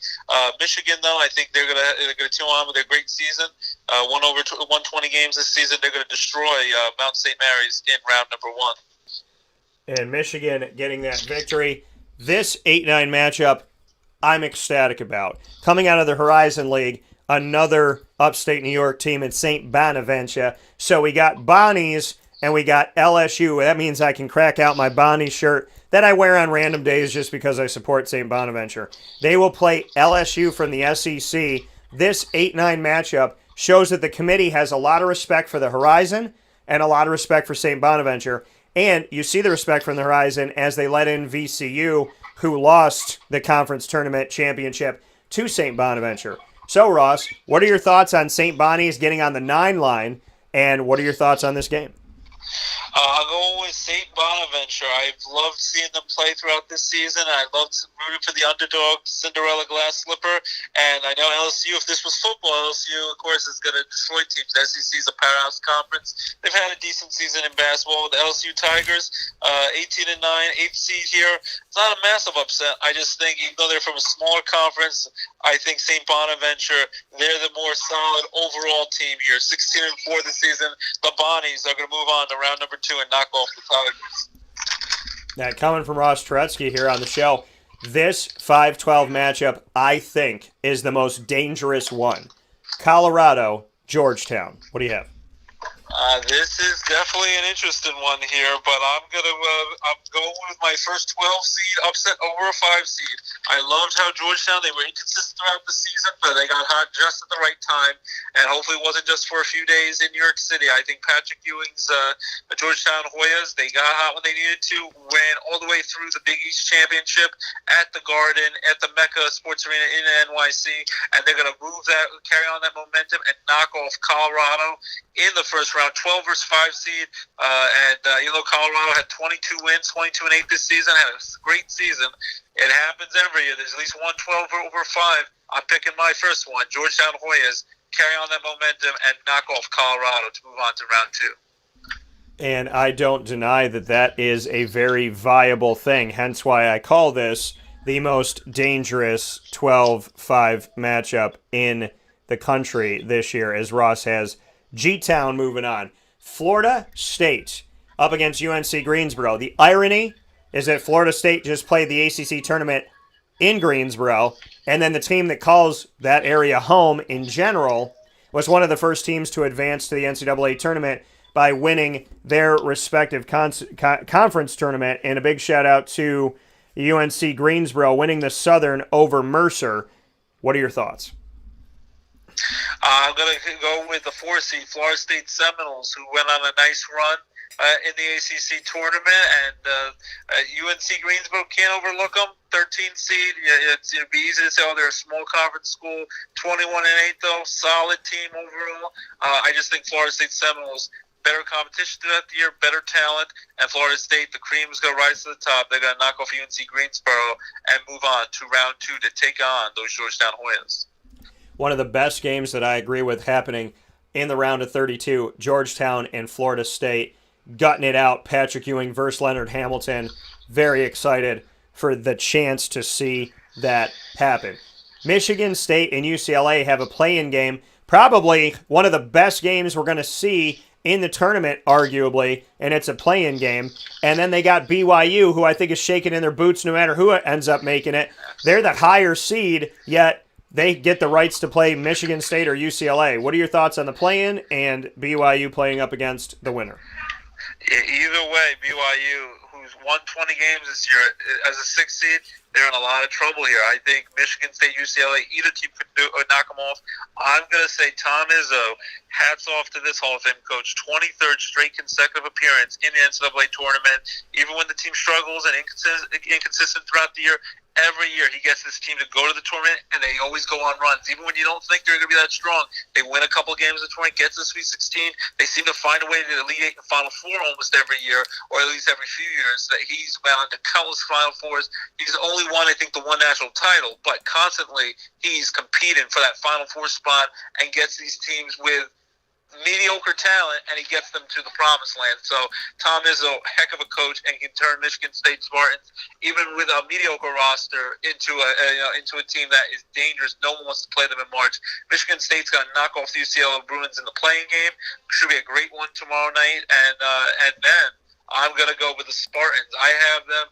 I said watch out for some of my Kool-Aid insane picks. Well, I'm drinking the Kool-Aid with Michigan State. I'm riding with them for a while. You maybe need to give me a temperature check after this. Michigan State is going to knock off BYU in round 1, 11 versus 6 matchup. After winning that playing game against UCLA, Michigan State will move on to round 2 in this tournament. Yeah, so you got Michigan State, and I honestly don't think that's crazy by any stretch of the imagination. Just wait, buddy. I love how every time I'm like, Ross, I'm like trying to defend you, you're like, just wait, there's more. I'm really banking on Michigan State, so I'm riding or dying with them. It's maybe going to be a really bad funeral for me after the next few days. All right, and I think that the protectors of the bracket just tried to bounce you out here for some of your thoughts that you said, so I'm re-entering your picks. They were like, we're going to let Ross have a second crack at it. It's like, no, we're going to do it. So Michigan. I'm crazy. I'm sticking with it. So Michigan, the Bonnies, as well as G-Town, Georgetown moving forward in Ross's bracket, and we have FSU, and then you have Michigan State winning their playing game over UCLA, and then you got Michigan State defeating BYU, and then let's go Texas Abilene Christian. Again, another school I've never heard of, Abilene Christian. I won't even pretend to think I've heard of them. They get people drafted in the NFL draft, I'll tell you that. Yeah, I've seen them before with that. I think I have that they're 23-4, so they had a solid season at 14 seed. But I'd be honest, I still have never heard of them in basketball, so it's exciting they got to March Madness. Excited for those young guys out there. Hopefully they make it competitive, but I think the Texas Longhorns, 19-7, a 3 seed, coming out of the Big 12, Texas is going to throttle Abilene Christian to move on to round 2 to take on my Michigan State Spartans in the second round. And a favorable game for Michigan State in a way in that sense, too. Abilene Christian coming out of the Southland Conference over Nichols in the conference tournament. I wasn't high on either one of these teams and yet the committee gave us a great matchup between the two because this is a toss-up. This is like a 51-49% game. UConn and Maryland. Maryland has 13 losses, and the committee said yes because they're obsessed with the Big Ten this year. How did they get in? Like Louisville and Duke and Kentucky didn't get in. I know they weren't great. How does Maryland get in? Big Ten school with 13 losses, barely over 500. That's ridiculous. Well, it's just like changing the rules for Ohio State in football.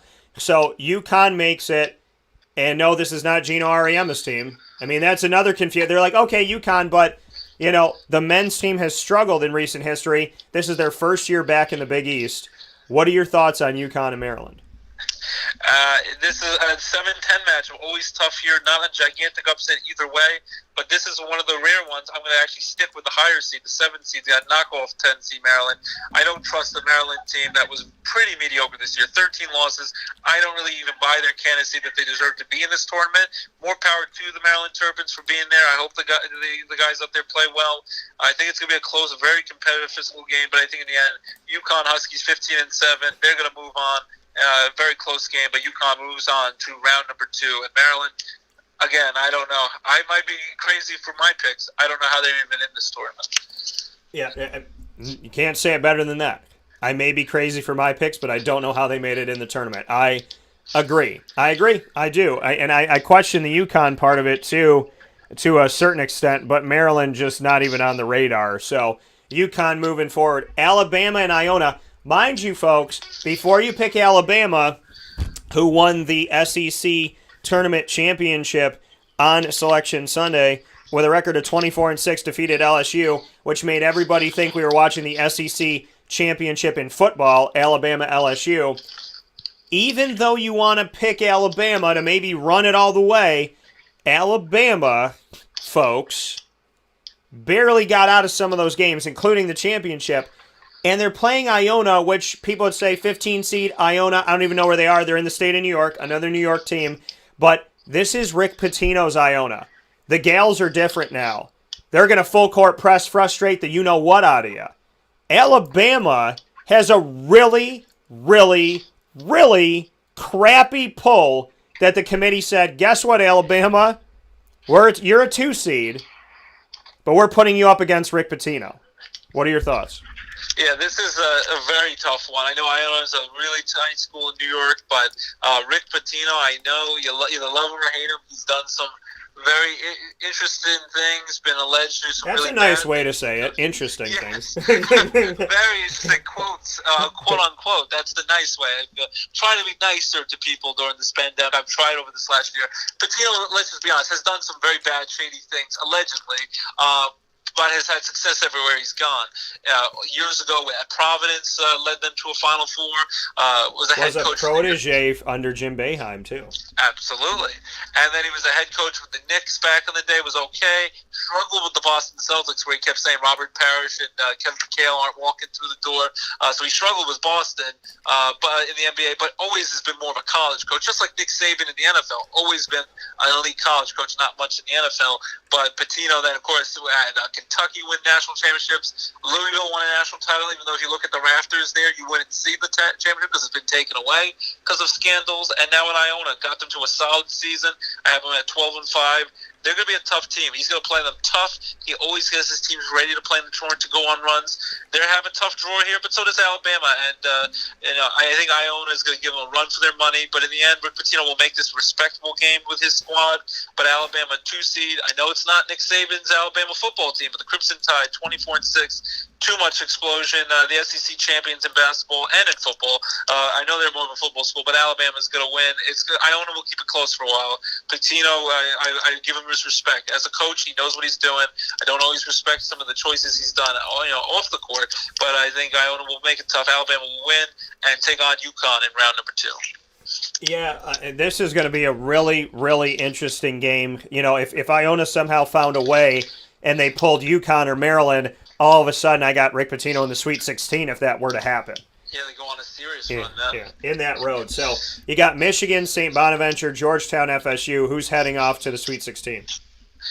Let's see. What do I have here? Oh, yeah. Michigan's, which one are we on? Yeah, we have Michigan and St. Bonaventure, 1 versus 9 seed. I love rooting for the Cinderella teams. I'm going to be rooting like heck for St. Bonaventure. They're a team that could be dangerous for a 1 seed, and the Wolverines, I think, are right for an upset. But I think in the end, Michigan has too much firepower, too much talent for St. Bonaventure. Bonaventure will keep it close. Michigan Wolverines will move on to the Sweet 16, and I have them playing the Florida State Seminoles. It's going to be a great matchup between Patrick Ewing, Georgetown Hoyas, the Big East champions, against Leonard Hamilton's Florida State Seminoles. But I think in the end, Florida State, a little too much talent for Georgetown to handle. Their bubble will burst for Georgetown. I have Florida State moving on to Sweet 16 to take on the Michigan Wolverines. And then on the bottom of the bracket for my Sweet 16 matchups, I'm going to have, I told you, I'm crazy. That's not just a Knowles Barkley song anymore. Michigan State. I'm living the Vita Loca, Ricky Martin style. Michigan State, I'm riding with them. I'm nuts for Tom Izzo. Michigan State, 11 seed, is going to knock off the Texas Longhorns, the 3 seed. Michigan State is going to move on to Sweet 16. And then I have Alabama Crimson Tide rolling with the Crimson Tide to knock off the UConn Huskies.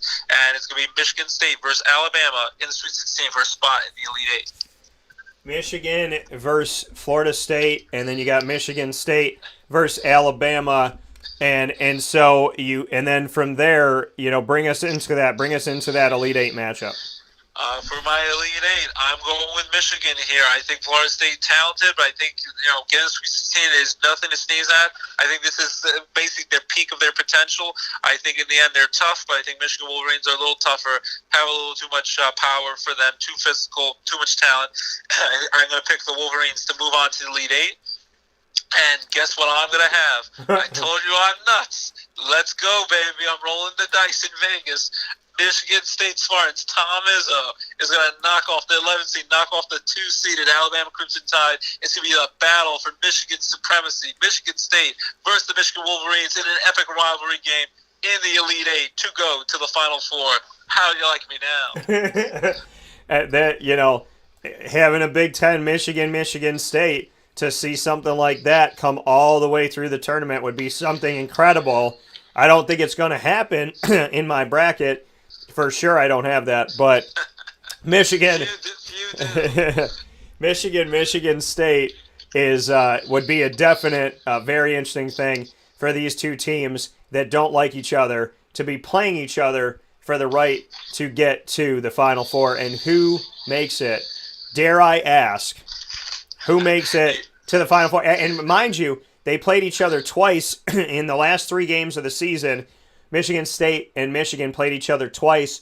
Michigan State lost at Michigan 69-50, and then saw them again the next game and defeated them 70-64. So, what are your thoughts on this Michigan State game? I think you know my answer. I do. Check the temperature. Michigan State Spartans are in fuego, and Tom Izzo, Michigan State, is going to knock off their interstate rival, Michigan Wolverines. Michigan State knocking off Michigan. Going to be a close battle, very physical showdown.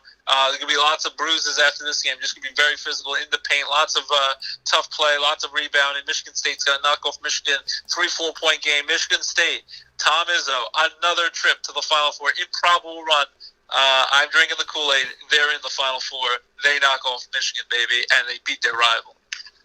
I was paying so much attention to you that I spelled Michigan wrong. Like, I want you to know that. I was paying attention to Ross's very interesting. I don't think it's crazy. I mean, listen, it's not a crazy far-off bracket because of the fact that Michigan State has Tom Izzo, and when you let him in the tournament, he could do literally anything, and I tell people that all the time. Tom Izzo is one of those guys, you make him a 16 seed, he'll win.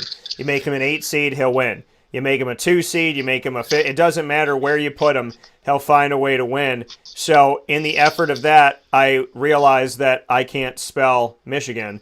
So that was very interesting, or at least in this moment, because I was paying attention to you. So we have these games going on in Ross's bracket, as I will give you mine momentarily. And Ross, once again, with Michigan up against Florida State, Michigan State up against Alabama, Michigan playing Michigan State for the rights to go to the Final Four inside of the East bracket. And Ross has chosen as his pick here, he has rolled with Let's see if I could do it now. Izzo. So crazy. Michigan State, Ross has coming out of this bracket, and we made history with me having trouble spelling something because I was paying attention. So, very interesting here. Ross has Michigan State coming out of the East, which means it is now time for me to give you my version of the East bracket. I am picking Texas Southern, so I'm actually going against Ross in the play-in game, and it's not going to matter in the round of 64. I got Michigan moving on. Keep in mind, Michigan losing one of their players coming into the tournament. I think they're the weakest number one seed. St. Bonaventure I have rising over LSU and getting to the round of 32 as well. A dangerous team when they get in. I have Georgetown, speaking about dangerous teams. Their run through the Big East tournament is the only reason why they have an above 500 record, but they still don't have as many losses as Maryland. They're 13-12. They haven't played as many games, though, so that's another thing. Florida State going up against Georgetown, so the top of my bracket looks the same as Ross. I am picking Tom Izzo to win his playing game, and I am picking Tom Izzo and Michigan State to knock off BYU, because I think we always talk about 5-12s. I think the 6-11 matchups this year are very ripe for the lower seed getting the taking in this. Texas, I'm going with them, and my guy Shaka Smart, who I got to meet back in the day when he was at VCU.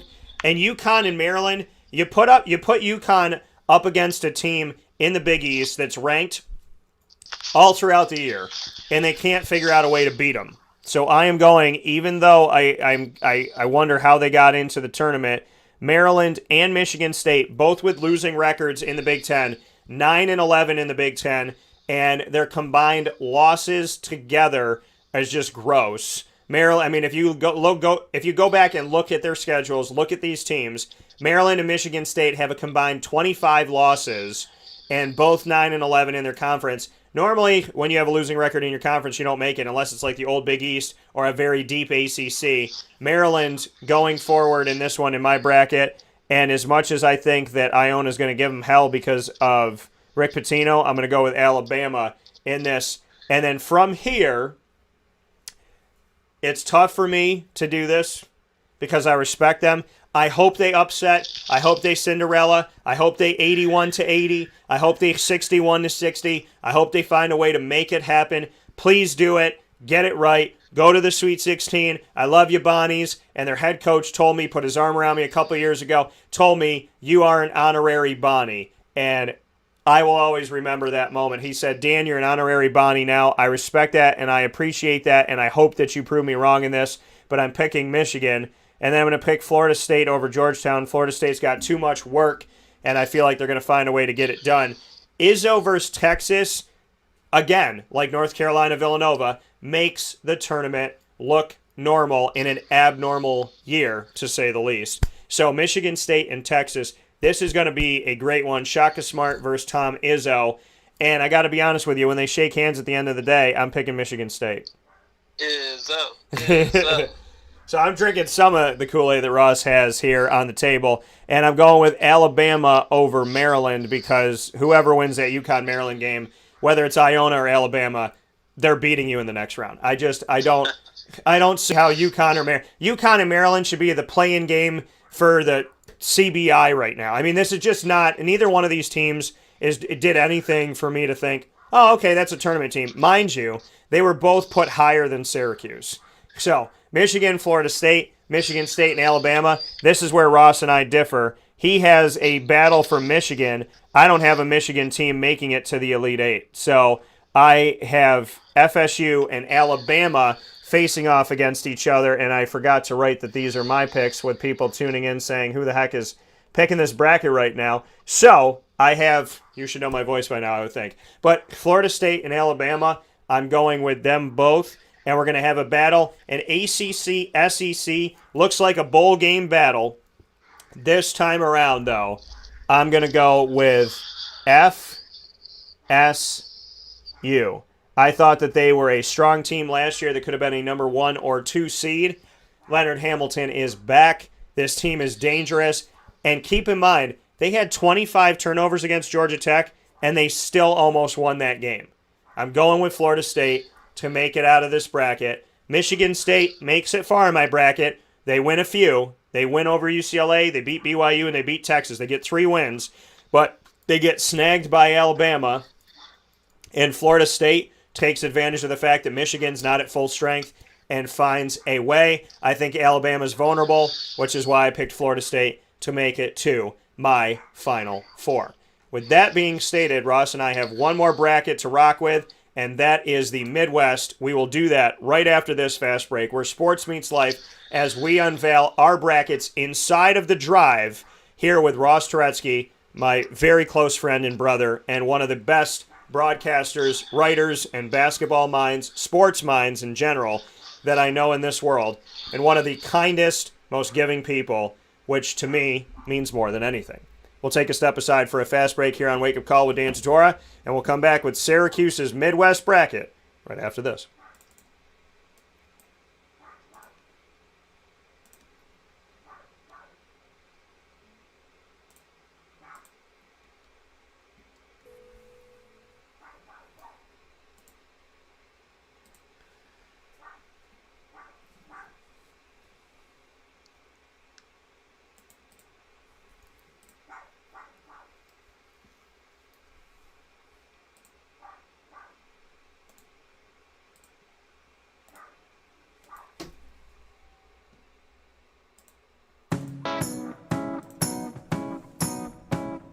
In these unique times, there are those in our community that give us a sense of normalcy and positivity. Pizza Man on 50 Oswego Street in Baldwinsville has been here for you for over 35 years and is here now.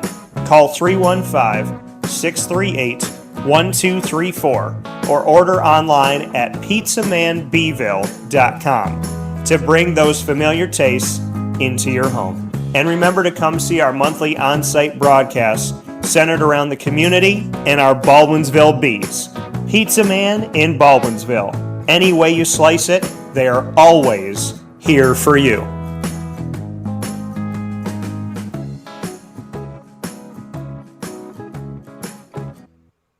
I'm George Townsend of Honda City with some good advice when buying a new car. The true cost of owning a new car is determined by the appraised value when you trade it. No vehicle appraises higher than a Honda. Next, look for low APRs and deep discounts. You also want low maintenance costs and great fuel economy. That's why my advice to you is to buy a new Honda. Looking pre-owned, visit our Honda Certified Used Car Center. Honda City, 7140 Henry Clay Boulevard, Liverpool, or HondaCity-CNY.com. It would be a pity if you don't shop at Honda City.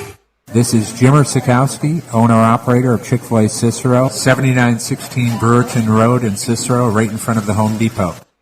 I had a deep feeling that God wanted me to do something bigger with my life and to help people, help others. I kept putting Chick-fil-A in my life, and I realized as I was going through the franchise selection process that positively impacting the lives of others was really core to what we do here at Chick-fil-A. First of all, it starts with the food. The food is brought in fresh daily. We bring in local produce. We prepare to order in the kitchen. We hand bread our chicken. We hand spin our milkshakes. It's great food. It doesn't taste like fast food. I think the second thing is the way people feel when they come in a Chick-fil-A restaurant. It's different. We try to treat people with intentional kindness here, which is very different and deeper than good customer service. And so I think it feels remarkable for most people to come in a Chick-fil-A restaurant. And then lastly, the impact that we try to have in the community is very different. It's a big part of the expectation of every operator of Chick-fil-A restaurant is that they're actively engaged in their community, they're a leader in the community, and they're making a difference. When they realize that what we're striving to do is to shine a little light in their life, that's a very, very different experience than you will have in any other quick service restaurant. And it's that remarkable experience that I think people will emotionally connect with.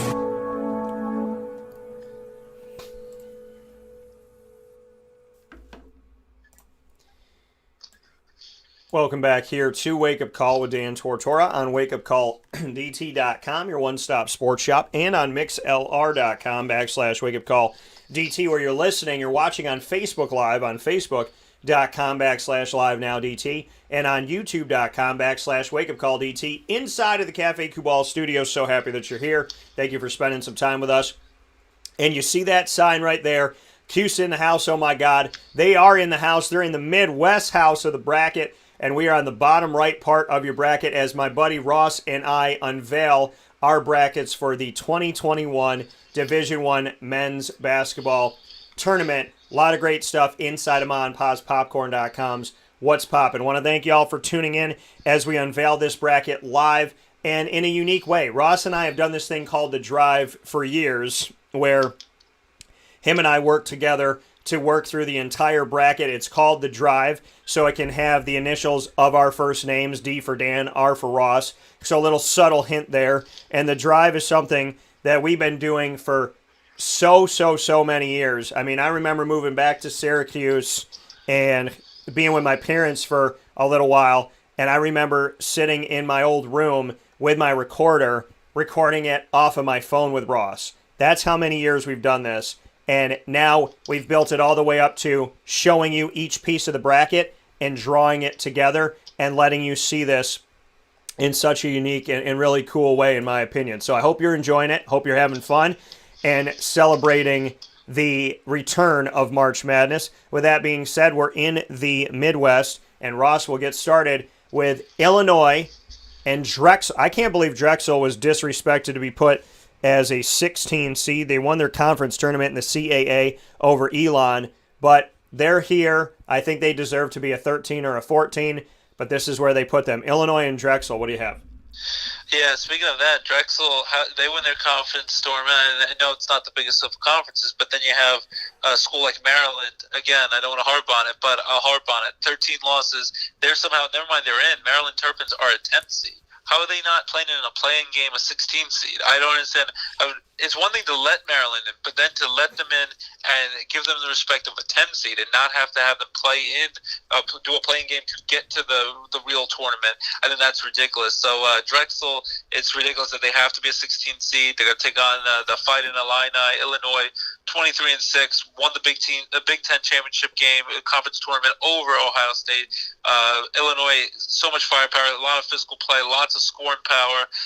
They haven't been to a major run of the tournament since they went to the Final Four and the national championship game back in 2005, 16 years ago, when Roy Williams won his first national championship when he was with the coach for the North Carolina Tar Heels back in 05 with all the North Carolina star players. But Illinois made it all the way to the championship game. Last time they've gone on a major run in this tournament. But Illinois, too much firepower. I respect Drexel. They should have gotten a better deal. But 1 versus 16, it's not going to happen. It won't be the second time ever that a 16 team beats a 1. Illinois is too powerful. They're going to crush Drexel and move on to round 2. Yeah, I can agree with you on this. I think it's very unfortunate and disrespectful to Drexel. I think they should be one of the teams here that has one of the biggest stinks about where they were put. But, I hope they make it interesting for Illinois, who's a very dangerous team. And the last time Illinois was a 1 seed and the Fighting Illini were looking, as pretty as they do, my grandmother and I were watching the game in her kitchen.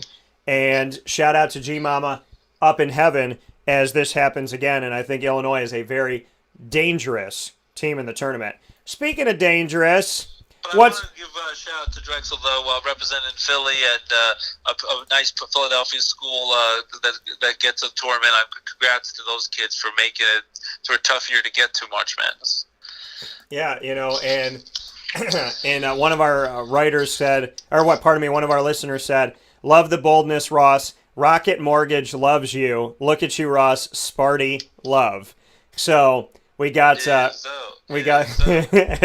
we got that stuff coming in here. But I said we got some good news, and my girl sister Jean, she gonna be rocking in the tournament. Hi, Loyola Chicago, very excited that the Ramblers are rambling on, and I'm so excited to see Loyola Chicago back. I was looking for Loyola Chicago shirts. I'm gonna try and find another one. I got my Zags one back in the day. I got my North Dakota. Did I get North Dakota? No.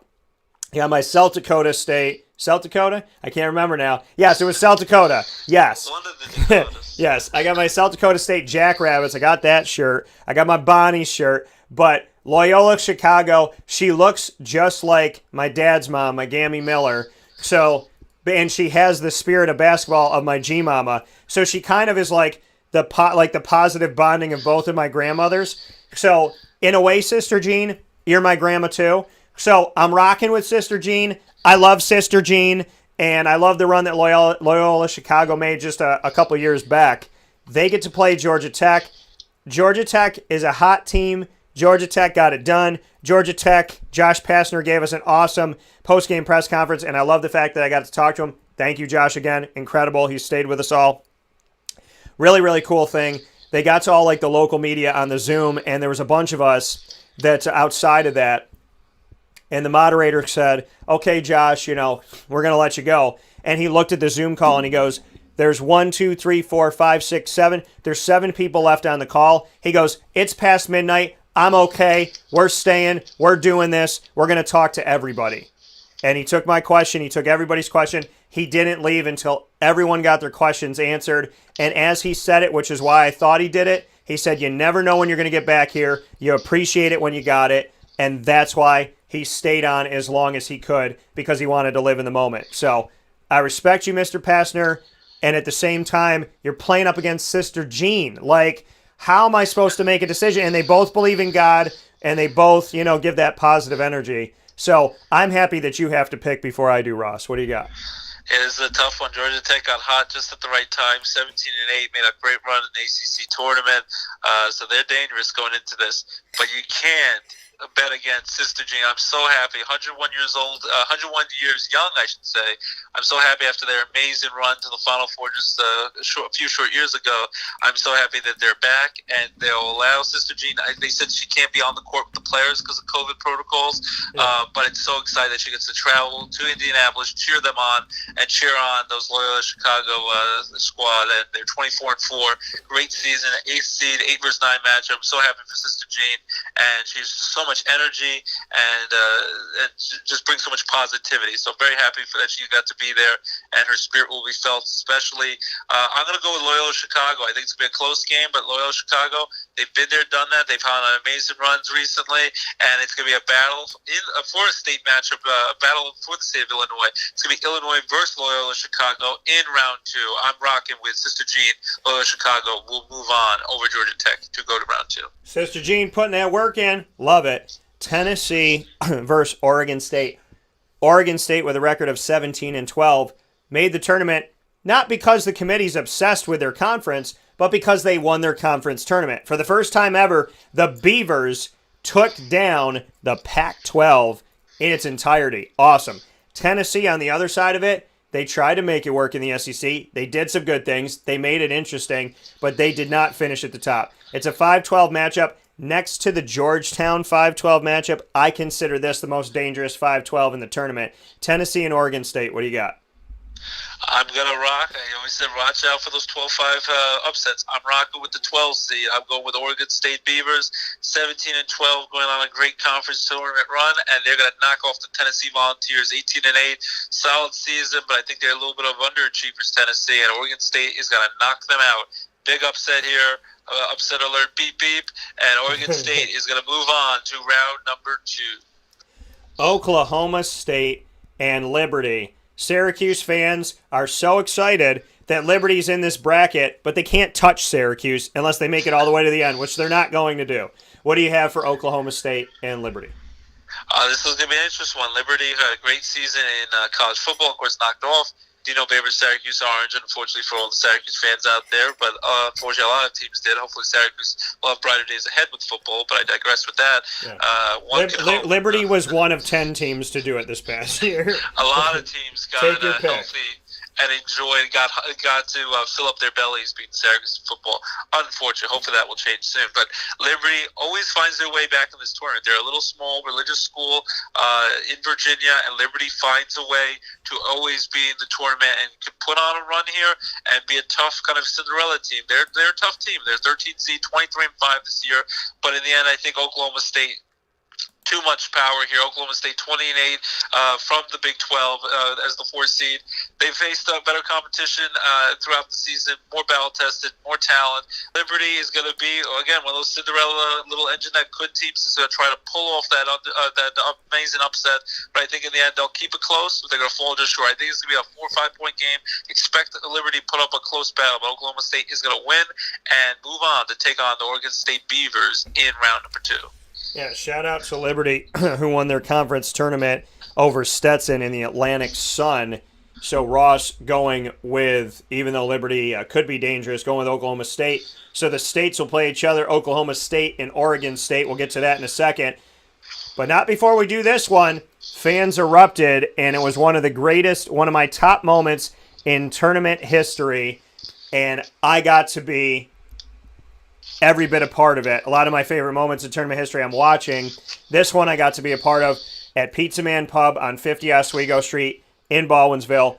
I got to do a bracket announcement broadcast for the first time ever as the bracket was announced in real time. Demetrius Nichols, Syracuse Orange alum, and myself, Dan Tortora, unveiled the bracket as it was getting released on Facebook Live and with the people at Pizza Man Pub. We spoke on it in real time as it happened, and we got to celebrate the exact silent moment where Syracuse got put in as an 11 seed and not a play-in game, and how the fans erupted after seeing the name come up and everything after that. Go back and watch that video. One of the greatest things that I've ever done. Thank you to Jimmy. Thank you to the family. Thank you to Pizza Man. Thank you to Luke. Thank you to everybody. And a big thanks to Demetrius Nichols. San Diego State, which played Syracuse a few years back on an aircraft carrier, they're the 6th seed after winning the Mountain West over Utah State. Syracuse will face them as the 11 seed, who went all the way to the wire with Virginia and lost on a last-second 3.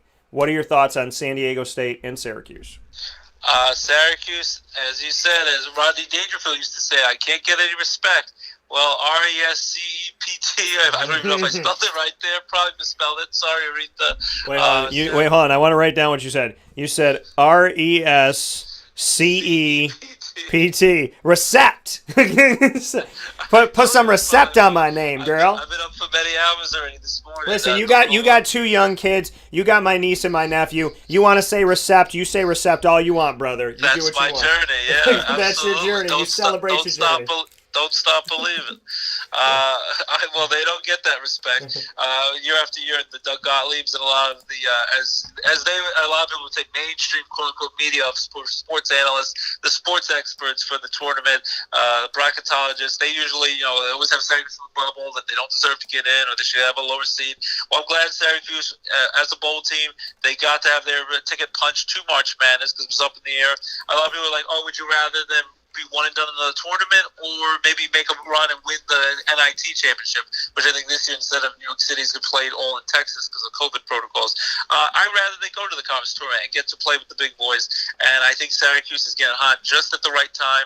As I said, Jim Boeheim earlier in the show, congrats to him, 6 consecutive decades, 70s, 80s, 90s, 2000s, 2010s, and 2020s, getting his Syracuse Orange to a conference, to an NCAA tournament appearance, 6 consecutive decades. So Syracuse Orange, Jim Boeheim, some people always are saying they're sick of the zone, they want Jim Boeheim to retire, he's been coached too long. Well, in the end, you can't disagree with his results. The football team has struggled a lot and been up and down throughout the years. Syracuse Orange basketball, they don't have many down years. Even a bad season, they still either get to the NIT or at least get to the first round of the tournament. So congrats to Syracuse Orange and those kids and his son, Buddy Boeheim, with his sharp shooting ability and some of the COVID issues they've gone through. Jim Boeheim had COVID. I think his son had COVID. And they overcame that all. And Syracuse, after starting off slow this year, picked it up of late. As you said, they almost knocked off the defending champion Virginia Cavaliers in the conference tournament, lost on a heartbreaker. But Syracuse 16-9, the 11th seed. I'm going to rock with them to beat the 23-4, 6th-seeded San Diego State team. I think Syracuse is good. They always go on. They seem to go on nice runs, at least get to the Sweet 16, and I'm going to do that. I think Syracuse is going to get to the Sweet 16. Their zone defense, their play, they're peaking at the right time. Syracuse is going to beat San Diego State, win by a good margin, and knock them off to go to the elite, not to the elite, to the second round. Again, short and sleep. Syracuse will move on to round number 2. Put some R-E-S-C-E-P-T spec on their name. Absolutely. West Virginia and Morehead State. What do you got? Morgan State, again, a school I've heard once in a while, but I've heard them more for football. They've had some decent players drafted over the years in football. 23-7, a 14 seed. In the end, though, West Virginia should smoke them. They're 18-9, 3 seeded here. West Virginia, too much firepower, has played way better teams than this. Unless they overlook them and think that it's going to be a cakewalk and play down to their level of competition, I don't see this being a close game. I would hope for West Virginia they will not take them too lightly because they could get a game in this matchup if they don't play hard. But West Virginia, they'll be ready and they will move on. They'll crush Morehead State and move on to take on a former Big East rival of theirs. West Virginia and Syracuse all those years in the Big East for football and basketball. They'll take on Syracuse in round number 2. Syracuse 4-0 in college football games against West Virginia, who always seems to fire up the bus and leave early before interviews when they lose the games that they talk so highly about going to be winning. Clemson, that's a low key, what is it called? A low key flex? Is that what the kids are calling it? I don't know. It's hard to keep up with what the kids are saying. I watched the Grammys on Sunday, and I felt so old. I had barely heard of most of these artists, and I was just like, I think Cardi B needs to put on a sweater, maybe. I was like an old guy. I was like, there's a lot of skip beat shows. So I'll admit, I've gotten to the old stage where I barely know the new current hot artists, men and women. I barely know them. I know Beyonce. I know Taylor Swift. I didn't know many of the other people out there. So all my respect, I'm sure they're very talented, but I'm feeling my age. So you might be right of how you said the flex thing. I don't even know at this point. It's low key bragging is what it is. So it's not. So I would say that West Virginia does high key flex, and Syracuse just win no matter what. Got money on the mind. They can never get enough. And every time they step up in the building, everybody hands go up, and they stay there. So, yes, I am quoting a song that I love so very much. Clemson and Rutgers, this is a weird game because it's like UConn and Maryland, but I think that I would put them in the field more than UConn and Maryland. Clemson can be dangerous. Rutgers can be dangerous. Either one of these teams could win this game. This, to me, is like an almost dead-even game. What are your thoughts? This is an interesting one. I know Clemson's now known for being the football powerhouse under Dabo Swinney and Trevor Lawrence, Sean Watson and company over the years. Clemson Tigers, 16-7, a 7th seed. 10-7 seed, always tough, close games like an 8 versus 9 matchup. Rutgers should have made the tournament last year before it got knocked out, just like Dayton when they had Obi Toppin, the best player in college last year, and then unfortunately and Penn State almost got into the tournament last year, but unfortunately there was no tournament. Rutgers, though, they get a do-over. First tournament appearance in 30 years, since 1991. So the school hailing from New Jersey, I'm very glad for Rutgers. The Scarlet Knights in the tournament, first time in 3 decades, 15-11. Inconsistent this year, but very talented, and they can definitely make a run here. And I'm actually picking Rutgers to beat Clemson and to really usher in their first tournament appearance in such a long time. And Rutgers is going to knock off Clemson. I think a close matchup, real physical play. This is going to be, I think, within 3 points. Close game. Clemson could pull it off, but I'm going to go with Rutgers. We're knocking off Clemson to move on to round number 2. The Rutgers Scarlet Knights moving on in Ross's bracket. And the team that hit a last-second, three-quarter court heave in the Dome against Syracuse to beat them, Cleveland State, is in this tournament. And I misspoke earlier, and I apologize. Yeah. But I misspoke earlier here as who won what. So my apologies here, folks. I talked about St. Bonaventure. They won the A10 over VCU. It was the A10. I may have said the Horizon. The Horizon League was won by Cleveland State over Oakland. The Horizon League used to feature teams like Butler and Xavier and whatnot. They're now in the Big East. Cleveland State gets Houston.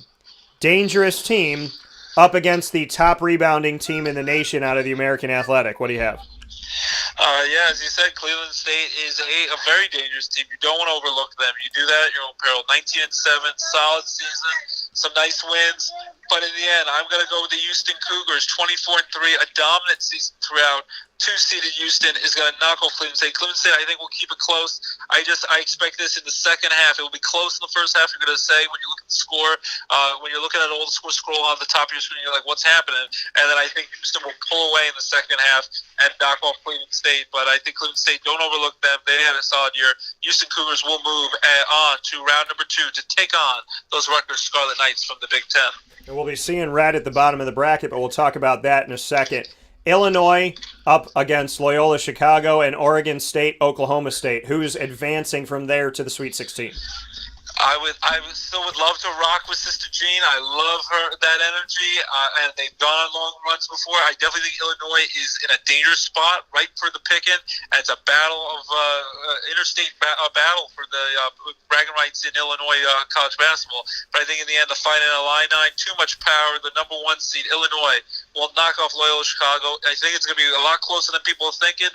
I'm rocking with Sister Jean to keep it close and that squad. But in the end, Illinois pulls away, goes to Sweet 16, wins by 6 or 7 points over Loyola Chicago. And I think they will take on Oklahoma State, a 4-seed Oklahoma State. They're going to knock off Oregon State Beavers. Oregon State made an improbable run to get this point. I think they'll keep it close, but Oklahoma State, in the end, too much power. They will be on full display. They will knock off the Beavers to go to the second round. We'll go to not second round, to go to the Sweet 16 to take on Illinois in that matchup. Syracuse, West Virginia rivalry lives in your bracket in the round of 32. Who advances to the Sweet 16? And then seeing red at the bottom, which version of that red is moving on? Is it the vibrant red or the scarlet red of Rutgers and Houston as we step forward? Well, just like the same game that we went to and you covered, that snowy Yankee Stadium Pinstripe Bowl from back in the day with Syracuse when Doug Marrone was still head coach, came out on top against Geno Smith before his horrible days of the Jets quarterback. He was a West Virginia quarterback, and I think in the end we're going to have, and I think was that Ryan Nassib was the Syracuse quarterback, if I remember right. Syracuse, just like that Pinstripe Bowl from about 8-9 years ago, Syracuse is going to knock off their former Big East rival. They're going to make a run. As I said, they seem to find their way in the Sweet 16 if they get in. Watch out. Jim Boeheim, Syracuse Orange, getting hot at the right time. They're going to knock off West Virginia in a nice close matchup. Syracuse go to Sweet 16, and they're going to take on the Houston Cougars, the number 2 seed versus 11 seed Syracuse. I think Rutgers is going to play well, give Houston a run for their money, but I think in the end, Houston, too much firepower, and in the end, they'll pull away and win by about 10 points. Houston over Rutgers. The battle over which red wedded squad is going to win in this Game of Thrones matchup, but I think Houston Cougars, a little too mighty, their sword, and Houston will move on to take on the Syracuse Orange in the field of 16. I love this bracket for you right now, looking pretty nice. Illinois and Oklahoma State, Syracuse and Houston. Who goes to the Elite Eight? This is going to be some interesting matchups here, and I'm going to go with Illinois, the number 1 seed, knocking off Oklahoma State. Oklahoma State, they're a tough opponent. Illinois definitely can't overlook them, just like they couldn't overlook Loyola Chicago. You do that, you're going to be in danger. Oklahoma State could pull off an upset. In the end, Illinois, though, too much power there, too much physical play, and I just think they're going to go on an amazing run. This is their first big, legit contending squad for a championship since they made that Final Four championship appearance back in 2005, 16 long years ago. Illinois will knock off Oklahoma State to go to the Elite Eight, and then I will have, I know you're not going to like it. You're going to say, boo, all the Syracuse fans. I have them go to Sweet 16. I have them go on a nice run. I think they'll keep it close. I'd love to see them win this. But I think in the end, the Houston Cougars, too much firepower, 24-3 this year. And I think Houston Cougars will knock off the Syracuse Orange in the Sweet 16 matchup. I think Syracuse will keep it close. Houston pulls away at the end. Houston will knock them off and play Illinois in the Elite Eight for the final spot to go to the Final Four. Yeah, so you got Houston here, and you got Illinois. Illinois, the 1 seed, Houston, the 2 seed. And I agree when we look at 1s and 2s of any one of the brackets that this one makes sense that this would happen. Illinois versus Houston for the right to go to the Final Four. Mr. Turetsky, what do you have as Illinois of the Big Ten faces off against Houston of the American, who do you have coming out of this and heading to the Final Four? Well, I'm going to go with the number 1 seed Illinois. I don't have all 4 number 1s going in, which doesn't usually happen. So I'm not picking chalk. That's the easy way to go. I'm going to have 2 number 1 seeds go to the Final Four. Gonzaga, of course, the number 1 seed, and then Illinois. But then you have the 11 seed, my crazy Michigan State Tom Izzo picks that I'm going to ride or die with, and number 5 seed Villanova with Jay Wright. But the second number 1 seed, besides Gonzaga, will be Illinois. They will knock off Houston. I think this game is also going to come right down to the wire, similar to how Illinois came down to the wire, barely beat Ohio State in the Big Ten championship game on the Selection Sunday. I think in the end, Illinois edges them out by 3 points, probably like 72-69 if I had to make a pick of score for all you gamblers out there. But gamble, again, I don't encourage gambling, but if you want to do it for fun, I pick 72-69. Illinois edges Houston by 3 points to go to the Final Four. That coming from Ross, and now it is time for us to take a look at the final piece of the brackets in the Midwest here. The final bracket, I should say. We still have some more to go after this. But my picks for Syracuse's bracket of the Midwest. Technically, it's an Illinois bracket, but tomato, folks. Illinois, I have them winning over Drexel. I still don't like how Drexel was treated in this. I'm not a fan of that. The committee needs to get their you-know-what together and knock it off. But I got Illinois defeating Drexel. I'm going in round number 2. As much as I respect Georgia Tech, I'm going with Loyola of Chicago. I'm rocking with Sister Jean to make it past the first round. Tennessee and Oregon State, this is a tough one for me because I think either team can do it, but Oregon State, I got to watch them in the Pac-12 championship, like I said, win their first ever, and huge congratulations to the Beavers. I'm going with Oregon State. They're usually in the shadow of Oregon and everything that they do in the 5,000 different jersey things that they can do because the creator of Nike went to the University of Oregon. So Oregon State steps out of the shadow and gets a dub here, and I'm going to go with Oklahoma State. So I'm going to equal Ross on all these picks at the top of the bracket. San Diego State and Syracuse. San Diego State is a team that is a force to be reckoned with. Syracuse is playing their best basketball right now at this point in the season. So I got to go with the orange here and move my hometown forward. I'm not doing it because they're my hometown. I'm doing it because they're dangerous. And yes, they've lost to Vermont in the round of 64. Yes, they've lost to Hawaii. But I also believe that this is a team that more often than not can take care of business when they step into the tournament. They're playing hot. They're playing good. They have a lot of scoring. Robert Braswell has stepped up. Quincy can hit the deep shot. Alan Griffin can hit it. Joe Girard can hit it. Buddy, of course, can hit it. Of course, Buddy can do it. Marek Dolezaj is the utility Swiss Army knife. He comes in. If Jesse Edwards could come in and do his thing and get some quality minutes and stay out of foul trouble, Marek can play in position. I'd like to see Marek shoot more. And then on top of all of that, you have the fact that Kadari Richmond, the true point guard, coming off the bench. I think he's going to be ripe for the NCAA tournament, and I think he's going to do some good things. Him and Jesse are low-key. They're catalysts of this thing. Buddy is obviously a big part of it. So much good coming from this. I got Syracuse moving on. They will play West Virginia. I do agree with Ross on this. They will get a matchup with an old rival. And Clemson and Rutgers, very tough game for me, but I'm gonna lean on Rutgers in this one. Clemson is not as pretty as I think they make them look. And again, Syracuse an 11 seed after defeating Clemson, and they have the same amount of wins. I'm going to give Houston the nod on the bottom here. I think Houston is a very dangerous number 2, potentially like a number 1 seed. So I do like Houston, which makes my Midwest bracket look the same in the round of 32 as Ross's that you just saw. Illinois and Loyola Chicago. This is a tough game. I think Illinois is a very, very dangerous team. The last time they were a 1 seed, it was also ripe for the taking too.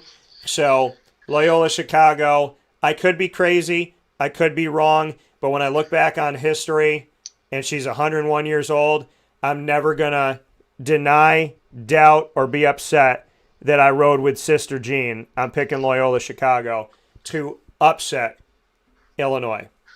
And from there, I'm going to go with Oregon State to make it happen. I'm picking Oregon State to win the game over Oklahoma State. I feel like they got some dancing left in their shoes, so I'm going to go with Oregon State in that. I'm going to pick Syracuse over West Virginia going up against their rival, and I'm going to pick Houston over Rutgers to make it happen. So that puts us in a situation where we have Loyola Chicago and Oregon State, Syracuse and Houston. I love the Syracuse-Houston matchup. The irony is the last time Syracuse went to the Final Four was in Houston. Now they have to go through Houston, which is a really cool story to tell. And I can already see the shirts being made with Syracuse-Houston on it. I can already see them. So I'm going to rock with Loyola Chicago to the Elite Eight. I don't care what anybody thinks. I love it, buddy. I love the Sister Jean spirit of Loyola Chicago against Elite Eight. I love that. But listen, and thank you. I'm going to tell you this. You can never, and this is from me being 35 years old and paying attention to life, and this is me paying attention to sports my whole life, and being a broadcaster of over 17 years. You can never count out, understate, or underestimate the power of positivity, the power of love, the power of support, the power, and not that other teams don't have it, but what Sister Jean does to inspire these guys, if they pay attention to her and they do this for her and for themselves and they rock this and they give it all they got, listen, you have that faith in that God and that hope and that trust and that nobody thinks we're going to be there. You put Sister Jean in the mix, the story of her being at the tournament on site, there's something to be said about the incredible story and how that can move teams. I do not, by any stretch of the imagination, from all of the years that I've done this, you can never underestimate the power of the human spirit. And Sister Jean is going to raise the level of these guys, and if they let her, she can bring them to a place that they don't even think they can get to because she believes they can get there. So just as playing for my grandmothers would do something for me, Sister Jean, you just can't. You can't underestimate the fact that, yeah, it's basketball, yeah, it's talent, and it's all that stuff. But at the end of the day, the stories that have been written in history have been written with blood, sweat, and tears, grit, and a undying, unwavering belief in yourself that sometimes you have when nobody else does. So I'm rocking with Loyola Chicago and the 101. And my grandmother almost got to 101 on this planet, so shout out to Sister Jean. Syracuse and Houston is a very tough thing because I think that this game could lean in Syracuse's favor. I think Syracuse could win this game. I am not drinking the Kool-Aid in my hometown. I'm not being crazy. I make the picks that I believe in. You know, you might think that so many teams are more talented than Loyola Chicago, but I know momentum. I know spirit. I know desire. And I know what happens in the background. I know that there's so many things that go beyond being talented. That's why Loyola Chicago's there. But I think that Houston gets past Syracuse. And I picked it. I want Syracuse. That's one of those. I've loved Syracuse growing up in Brooklyn, New York, since I was a little kid. I still remember that 1996 team that made it the championship game and went on a great run in the Final Four. And what was it, John Wallace, probably your favorite player of all time that you've covered and now hang out with it, so covering Syracuse. John Wallace was on that team, Boeheim and everything. Don McNabb, the star quarterback, was on that basketball team. I still remember that 96 Syracuse team that almost made to the won a championship. I'm rooting for Syracuse, but it's one of those that I'm going to root for them, but I'm picking Houston. Yeah, so I mean, and you know, the same thing. I mean, I always ride with my hometown, but you know, and I believe in them, and I hope for them, and I want them to do it. I mean, honestly, if they get to the Houston game, there's a really good chance they could be in the Final Four. And this year, I think they need a little bit more. They need a little more time, a little more depth, a little more oomph. So they need a little bit. They need a little more experience together. So I'm going to pick Houston and Loyola Chicago. I think Sister Jean had it in the same place. I think she had them in the Elite Eight. So I also have them in the Elite Eight. and I'm going with the team that I felt like was always in my mind that I was going to go with wherever they ended up being a 2 seed, and that is the Houston Cougars. I'm going with the American Athletic Conference to be represented, and I'm picking Houston to go to the Final Four, which means that when we go to the bracket here and show you the bracket in its entirety, that means that Ross and I have made our picks. They are in for the Final Four, and this is exactly what the Final Four essentially is going to look like for Ross and I. So Ross's Final Four is as follows. Ross has Gonzaga coming out of this one. So let me, if it's going to let me write Gonzaga. So he has Gonzaga coming out of the West.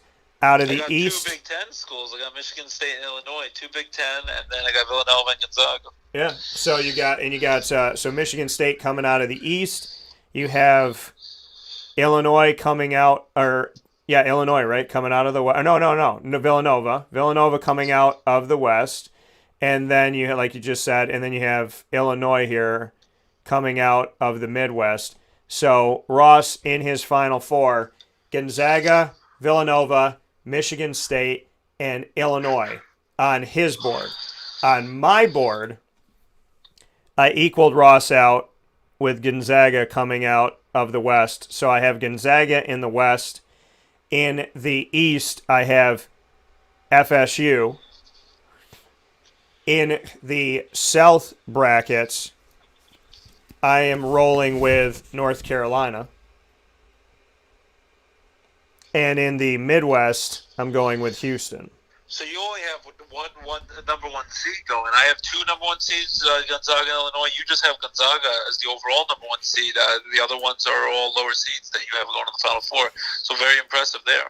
Yep, I have a 1, a 2, a 4, and an 8 going to this year's Final Four. And Ross and I will tell you our championship game, our champion of the tournament, and our score right after this fast break as we wrap up our bracket unveiling exclusively here on Wake Up Call with Dan Tortora, where sports meets that thing called life.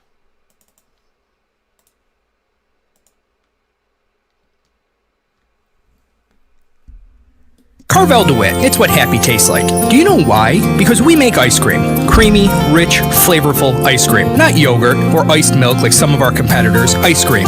Fresh, by hand, daily. For the calorie conscious, we have something new for you. Our new Carvelite. Same great flavor, creaminess, and texture of our regular ice cream with only 35 calories an ounce. So whether you want an ice cream cake, flying saucer, dasher, carvalanche, hard or soft ice cream, we will satisfy your craving with our fresh, handmade regular or new Carvelite ice cream. Carvel DeWitt. It's what happy tastes like.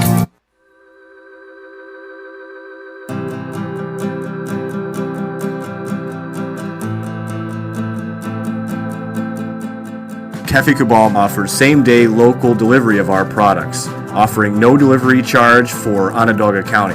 Shop cafecabal.com for fresh roasted coffee beans, cold brew, travel mugs, and all your essential Cafe Cabal needs.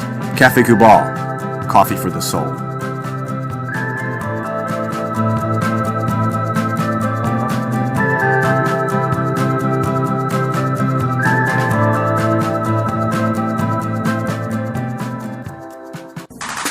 The Wildcat Sports Pub in Camillus, New York is located on 3680 Milton Avenue in the Home Depot Plaza. It is your family-friendly sports bar and restaurant. Folks, some sports bars aren't family-friendly. Some family-friendly restaurants are not sports bars. The Wildcat Sports Pub in Camillus, New York is proud to be both. It is that marriage that you've been looking for years. The Wildcat Sports Pub is your home base for your sports bar and restaurant needs, games for the kids, indoor and outdoor activities, and enough things on the menu to come back every single week and get to try something new. They're open Sundays from noon to 8 p.m., Monday through Wednesday, 11 a.m. to 11 p.m., and Thursday through Saturday from 11 a.m. to midnight. For reservations and party information, call 315-487-2222 for the Wildcat family-friendly sports pub and restaurant.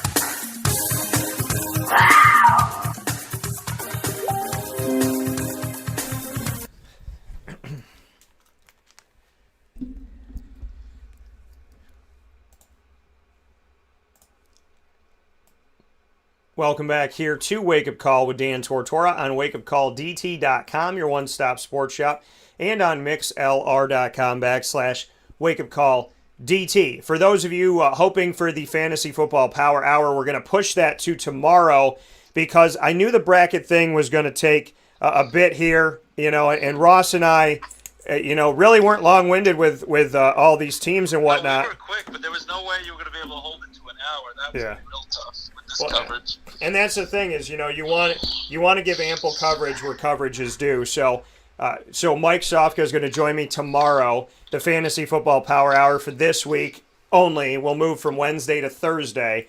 So you'll see us from 10 a.m. to 11 a.m. Eastern Time. I want to thank Mike for his patience today, and I apologize for moving the schedule here on you folks, but it gives us a chance That's a must-watch, though. I know we had a lot to talk about because it was 2 years in the making, our first bracket coverage for March Madness after last year being canceled, but definitely watch that football show with free agency going crazy and the NFL draft's only about a month away. Definitely got to tune in tomorrow to watch the two of you talk about all the coming and goings of this football offseason that's red hot with rumors and information right now, including Deshaun Watson. I read this morning that the Eagles might be in on him.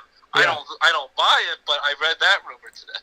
Yeah. So there's a lot to be had coming up here, and I want to make sure that I give time where time is due, and I don't want to rush that any more than I wanted to rush this conversation. So for those of you that tuned in for the NFL free agency frenzy that has created fantasy football news and advice that Mike and I are going to give you, you could be sure to tune in tomorrow. There'll be B-roll of the players as well. So when we talk about a bunch of the players, you'll be able to see them on the screen. Not everybody. A lot of people moved, but we'll get some good footage of people out there, and we'll do it up right for you. So thank you for being... Guys. It's going to be a lot of Patriots talk. It's basically just going to be an hour of the Patriots for the most part. I'll watch and listen, but I might have to hold back my vomit because as a long-suffering Jets fan, I can't stand the Patriots. I enjoy they didn't make the playoffs last year, but it's going to be a lot of Patriots talk. That's going to be a hard one to get through. Yeah, you got you got Corey Davis, though. Yeah, very talented receiver from Tennessee. Yeah, so you got Corey Davis, who went to Western Michigan as well for college. So with that being said, Mike and I will be at it tomorrow. And so for those of you, Fantasy Football Power Hour every Wednesday, 10 a.m. to 11 a.m. Eastern Time, presented by the Wildcat Sports Pub, 3680 Milton Avenue, where you can watch all the games, football, basketball, lacrosse, whatever it may be, 3680 Milton Avenue in Camillus, New York. And you can call them at 315-487-2222 for curbside pickup, takeout, and delivery. And obviously, you could dine in 7 days a week. So thank you to the Wildcat. Thank you to Mike of Hall of Fame FantasyFootball.com. Make sure you find our page, Winning Fantasy Football Group, on Facebook. Join the group for free and hang out with us to talk about fantasy all the time. We do it all year long, and we have a great conversation coming up to you. That I wanted this conversation to have its place in the spotlight, and that one to have it as well. So we will bring that to you tomorrow, and I can't wait to do that. So to finish up today's bracket unveiling, Ross, you have Gonzaga coming out of your West bracket. In your East bracket, you have Michigan State. In your South bracket, you have Villanova. And in your Midwest bracket, you have Illinois. Who will be winning Gonzaga versus Michigan State? This is a great matchup. This is definitely a tough one for me because I ride or die, just like Beyonce and Jay-Z are ride and die together, that they belong together. I love Miami, Tom Izzo, Michigan State Spartans. As you can tell from my craziness, and I've kept picking them game after game, and I just know that they've got so many Final Fours, made so many great runs, even years when you don't think they're going to make a big run, and they've always competed for championships in this tournament. But I think their journey, their Cinderella and probable Cinderella run will come to an end here. Great run to the Final Four for Tom Izzo, another Final Four appearance, but I think Gonzaga, they are the team of destiny. Mark Few's Gonzaga team, they're ready to become fully elite and go run the table, be fully undefeated, and win a championship. They're going to knock off Michigan State. Michigan State will keep it close. Gonzaga pulls away and wins by about 10 or 12 points to go to the championship game the day after Easter, April 5th, on National Championship Day. So you got Gonzaga moving forward after your miracle run by Michigan State from play-in team to Final Four team. if anybody can do it, Tom Izzo is one of the short list of coaches that can. Villanova and Illinois, who makes it on the other side? This is another big-time battle. I love Jay Wright's Villanova Wildcats. Won 2 championships in recent years. Gone on so many amazing runs in the Big East tournament. But again, I think their journey will end. In the end, as much as I had so many crazy upsets, it's semi-chalk. I try to avoid it, but I'm going to have 2 number 1s going at it for the championship. Villanova will get edged out by the Fighting Illini. Illinois, first trip to the Final Four and championship game since the 2005 squad. That was awesome and just got edged out by that great North Carolina Roy Williams first championship team 16 years ago. I think in the end, Illinois beats Villanova, and we're going to have a battle of 2 titans. 1 seed Gonzaga, undefeated, versus 1 seed Illinois, the Big Ten champs, and they will face off on the championship day. So you got, with all of the stuff that you did, with rocking with Nova, rocking with Michigan State, you still... I tried to avoid it, and I still ended up with 1 seed. Right. So you end with what a lot of people may have as well. Gonzaga, Illinois, 1 versus 1. Who wins the national championship, and what's the score?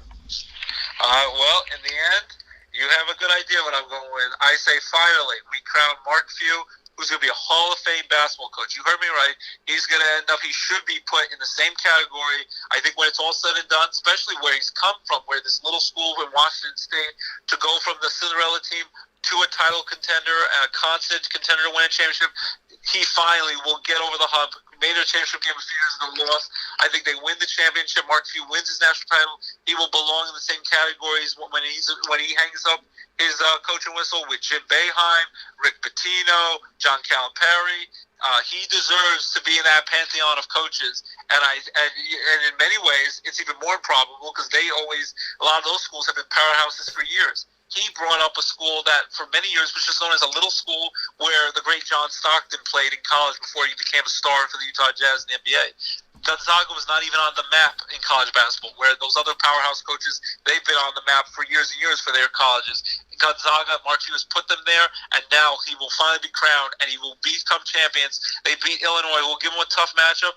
They'll beat Illinois 79-72. Gonzaga wins the 2021 national championship. They run the table, go perfect undefeated season, I think, including the regular season, and their 6 tournament wins. They'll finish 32-0. First team to go undefeated, run the table in the regular season through the national championship game since Bobby Knight's Indiana Hoosiers in the 1970s. Mark Few and Gonzaga takes care of business 79-72 over Illinois for the championship. I like it, and I love this score. The score is awesome. So 79-72, Gonzaga wins their first ever NCAA tournament in Ross's book here, getting the victory. Gonzaga winning over Michigan State, Villanova playing up against Illinois, and Illinois winning that. The 2 number 1 seeds facing off against one another, and Ross going with the Gonzaga Bulldogs out of the West Coast Conference of WCC to play in the national championship against Illinois from the Big Ten, and Gonzaga winning 79-72. That brings us to my bracket. So my picks for this to round out the entire bracket release of all of our picks. Dan, I know one thing. I'm very excited to watch this tournament and get to finally hear One Shining Moment. I missed that song last year, and I can't wait to hear that. I'm very excited about a bunch of things to watch with the tournament and fill out this bracket and do the show with you. I can't wait to hear One Shining Moment, and hopefully this is going to be an amazing tournament. Yeah, it will be. This will be an incredible, incredible thing. I just hope everybody stays healthy, safe, happy. We get this thing off. We won't take it for granted anymore because you never know. After never missing a tournament in like 80 plus years, after missing out last year, you'll never take it for granted to have March Madness any year. So this year especially, I will enjoy every moment of this tournament. Yeah, and I think that is a huge thing. Like you and I said, we'll appreciate every game we go to, everything we write, everything we get to broadcast, so much more now. And to keep that top of mind, I'm so happy that we get to do our show. I'm so happy we get to talk about the bracket. I'm happy there is one. I'm happy there's a team. I'm happy Indy was, welcome to this. And there's a women's tournament. There's a men's tournament. The only thing that would be sweeter and the only thing that would be better and the only thing that would be fair is if D2 and D3 got to do the exact same thing. Absolutely. So, because they deserve it. my Final Four, Gonzaga out of the West, FSU out of the East, North Carolina out of the South, and Houston out of the Midwest. I told Ross during the break there was only 2 teams before I made the bracket that I felt comfortable putting in the Final Four. So if that is what I'm saying, then I'm probably telling myself who I felt most comfortable advancing to the championship. So the 2 teams that before the bracket was made that I thought to myself, okay, Houston's going to be a 2. I think that they'll be, a terror for anybody that they're in the bracket with. Gonzaga, the number 1 overall seed, I think they're a Final Four team. So the 2 teams that I think could make it, I got making it. Here's something that's really, really freaking cool. Houston, as I said before, is the number 1 rebounding team statistically in the nation. North Carolina is the number 2. In my bracket, if and when they get to face each other, the number 1 and the number 2 top rebounding teams will face each other for the right to play in the championship game. That to me is really cool. So, Gonzaga and Houston were the 2 before the bracket came out that I felt most confident about getting to the Final Four. And I think that answered my question of them going to the championship. Beating the 2 ACC teams that I have. I got an ACC, an AAC, and a WCC. And I'm going Gonzaga, Houston in the national championship game. And I, like Ross, have decided that it is about dang freaking time that the Gonzaga Bulldogs finally win that championship that they've been eyeing for so many years, for over a decade. The Gonzaga Bulldogs will defeat the Houston Cougars 81-77. That is the game. I like it. That is my score. Even though we have different brackets and different Final Fours, we have the same champion and around the same score. So, Ross and I are both banking on Gonzaga in this year's tournament. And I hope they don't get knocked out early, because then it all goes to garbage, our bracket. And, well, let's be honest, with my crazy Michigan State pick, it goes to garbage. If they get knocked out, they can get knocked out tomorrow in the playing game. So, but we're both going with Gonzaga. I think a lot of brackets are going with Gonzaga. I generally believe in them. I'm not just, being a front runner picking them because they're undefeated and everyone favors them to win. I think this is their time. They're finally going to be crowned champions after all those years working, building their way up, climbing up that mountain. I think they're going to get that mountaintop. Markfield Gonzaga is going to become champions. But if not, I think a lot of the country, their brackets are going to go down into the flames, because I think a lot of people are picking Gonzaga. And I hope for everyone's sake, you gamble or do it for fun, the bracket challenge responsibly, and Gonzaga hopefully won't disappoint a whole nation of people picking them. Yeah, and the funny thing is, normally the people that picked Gonzaga to go far were me, Gonzaga fans, Gonzaga people, people in the community in general, and my mom, because my mom loves Gonzaga. So it's kind of interesting. And Gonzaga recruited Buddy Boeheim, Mark Few, out of Gonzaga. So pretty cool there. I got Gonzaga. Ross has Gonzaga. 79-72, Ross, Gonzaga over Illinois. Mine 81-77, Gonzaga over Houston. The irony of our brackets, on top of all the other irony, is we both have Gonzaga on the left side, and on the right side, the winner of the Midwest Conference is the one we had picked to go to the championship game. You have Illinois the 1, I have Houston the 2, but we both picked Gonzaga versus the Midwest region. So it's going to be fun. It's going to be exciting. It's going to be interesting. Get pumped. It's the madness of March, baby. We got to tell you, I saw you put the little meme up for our show with Dick Vitale. It's awesome, baby. TP, whatever he calls it, PT players. I can't wait. Dickie It's a Vitale. PTP. It's a primetime player. It's all over the place. It's up. It's down. It's there. We're there. We're in the tournament. It's going to be bananas. So He doesn't even need any coffee. He has the most amazing energy without any Red Bull, without any Monster Energy drinks. He didn't do his 80s. And I'm so happy that Dick Vitale gets to cover another March Madness college tournament, basketball tournament. We get to hear Jim Nance do another tournament for CBS, and find True TV and TBS and all the other stations that it's going to be on. yeah. Enjoy, sit on the couch for hours and hours. If you're in school like when we were, you beg your teacher nicely. If you're going to school in person or if you're going virtually, then you can just watch it at home and just ask them nicely. Maybe they'll put the game on in the background. I was always so thankful when the teachers would put it on if we were here. They put the games on because, of course, I love once you get to the first regular day of the tournament without the playing games, you go from 12 p.m. till past midnight, full 12 hours of basketball. It's the greatest thing ever. The first 2 days of the tournament. So I'm so pumped. I'm so excited. I'm so thankful 2 years in the making to finally get to enjoy college basketball, the March Madness tournament. I'm so thankful to be with you and get to continue our tradition year in and year out, covering and unveiling our brackets together as it should be. And thanks for having me on. I'm so grateful that you're a great buddy, great person, and I'm so grateful and honored that you would want me on year after year and put up with my craziness. So I'm very thankful. Well, all I have to say is I truly think that this would come out of Dick Vitale's mouth. So I think that he would say this in the middle of, it could be anything. This would be the promo for March Madness. He'd be, I'm your mother's worst nightmare and your father's best friend. Let's go March Madness. So, that's... Sanders.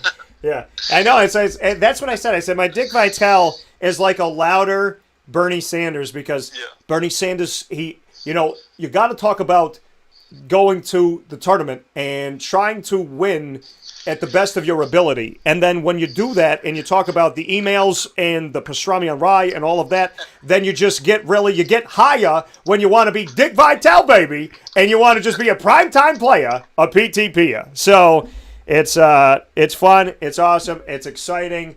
I'm ready. It's awesome, baby. It's awesome, baby. It's a diaper dandy. So I'm definitely ready for this. I love it that we get to do this every year, Ross. I hope we get to do this when we're 101 like our girl sister Jean. So I love you.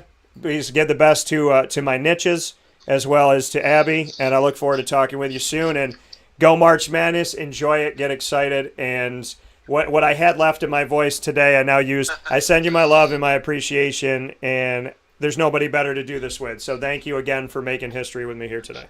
Thanks for everything. They've been with us the whole time, Lulu and LJ, and trying to, hopefully they weren't too loud throughout all this. He's about to throw a car down the steps and I have to go. So we don't have him fly down the steps. But thanks for having me on. Happy March Madness. Great to have the show back and back with you to cover March Madness for another great year. And love you, buddy. Thanks for having me on.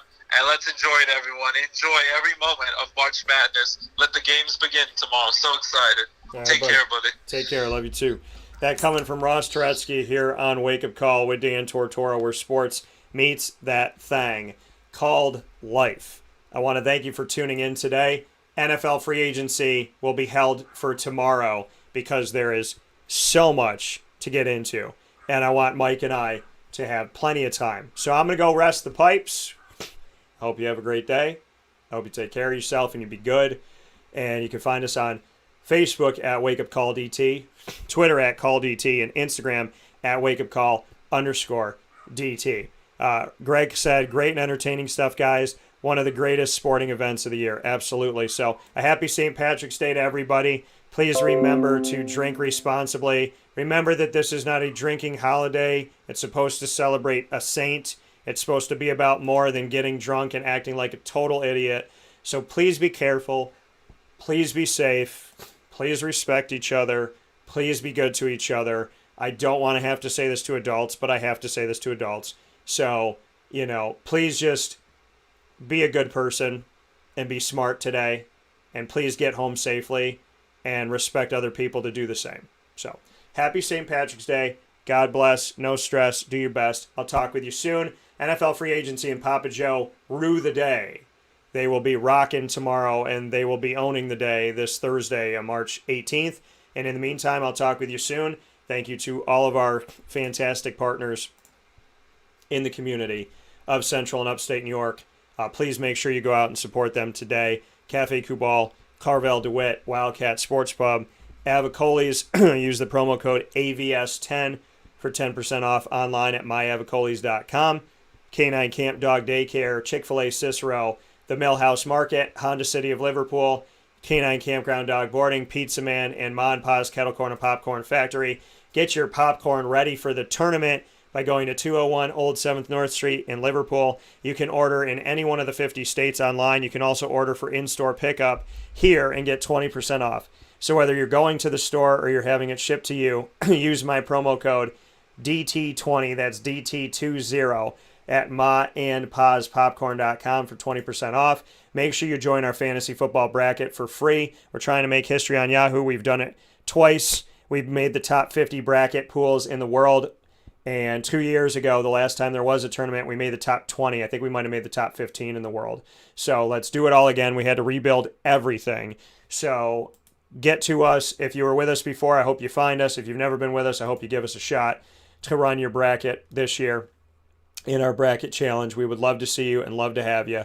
I look forward to it. And in the meantime, like I said before, find us on Facebook at Wake Up Call DT, Twitter at Call DT, and Instagram at Wake Up Call_DT. And as always, God bless, no stress, do your best.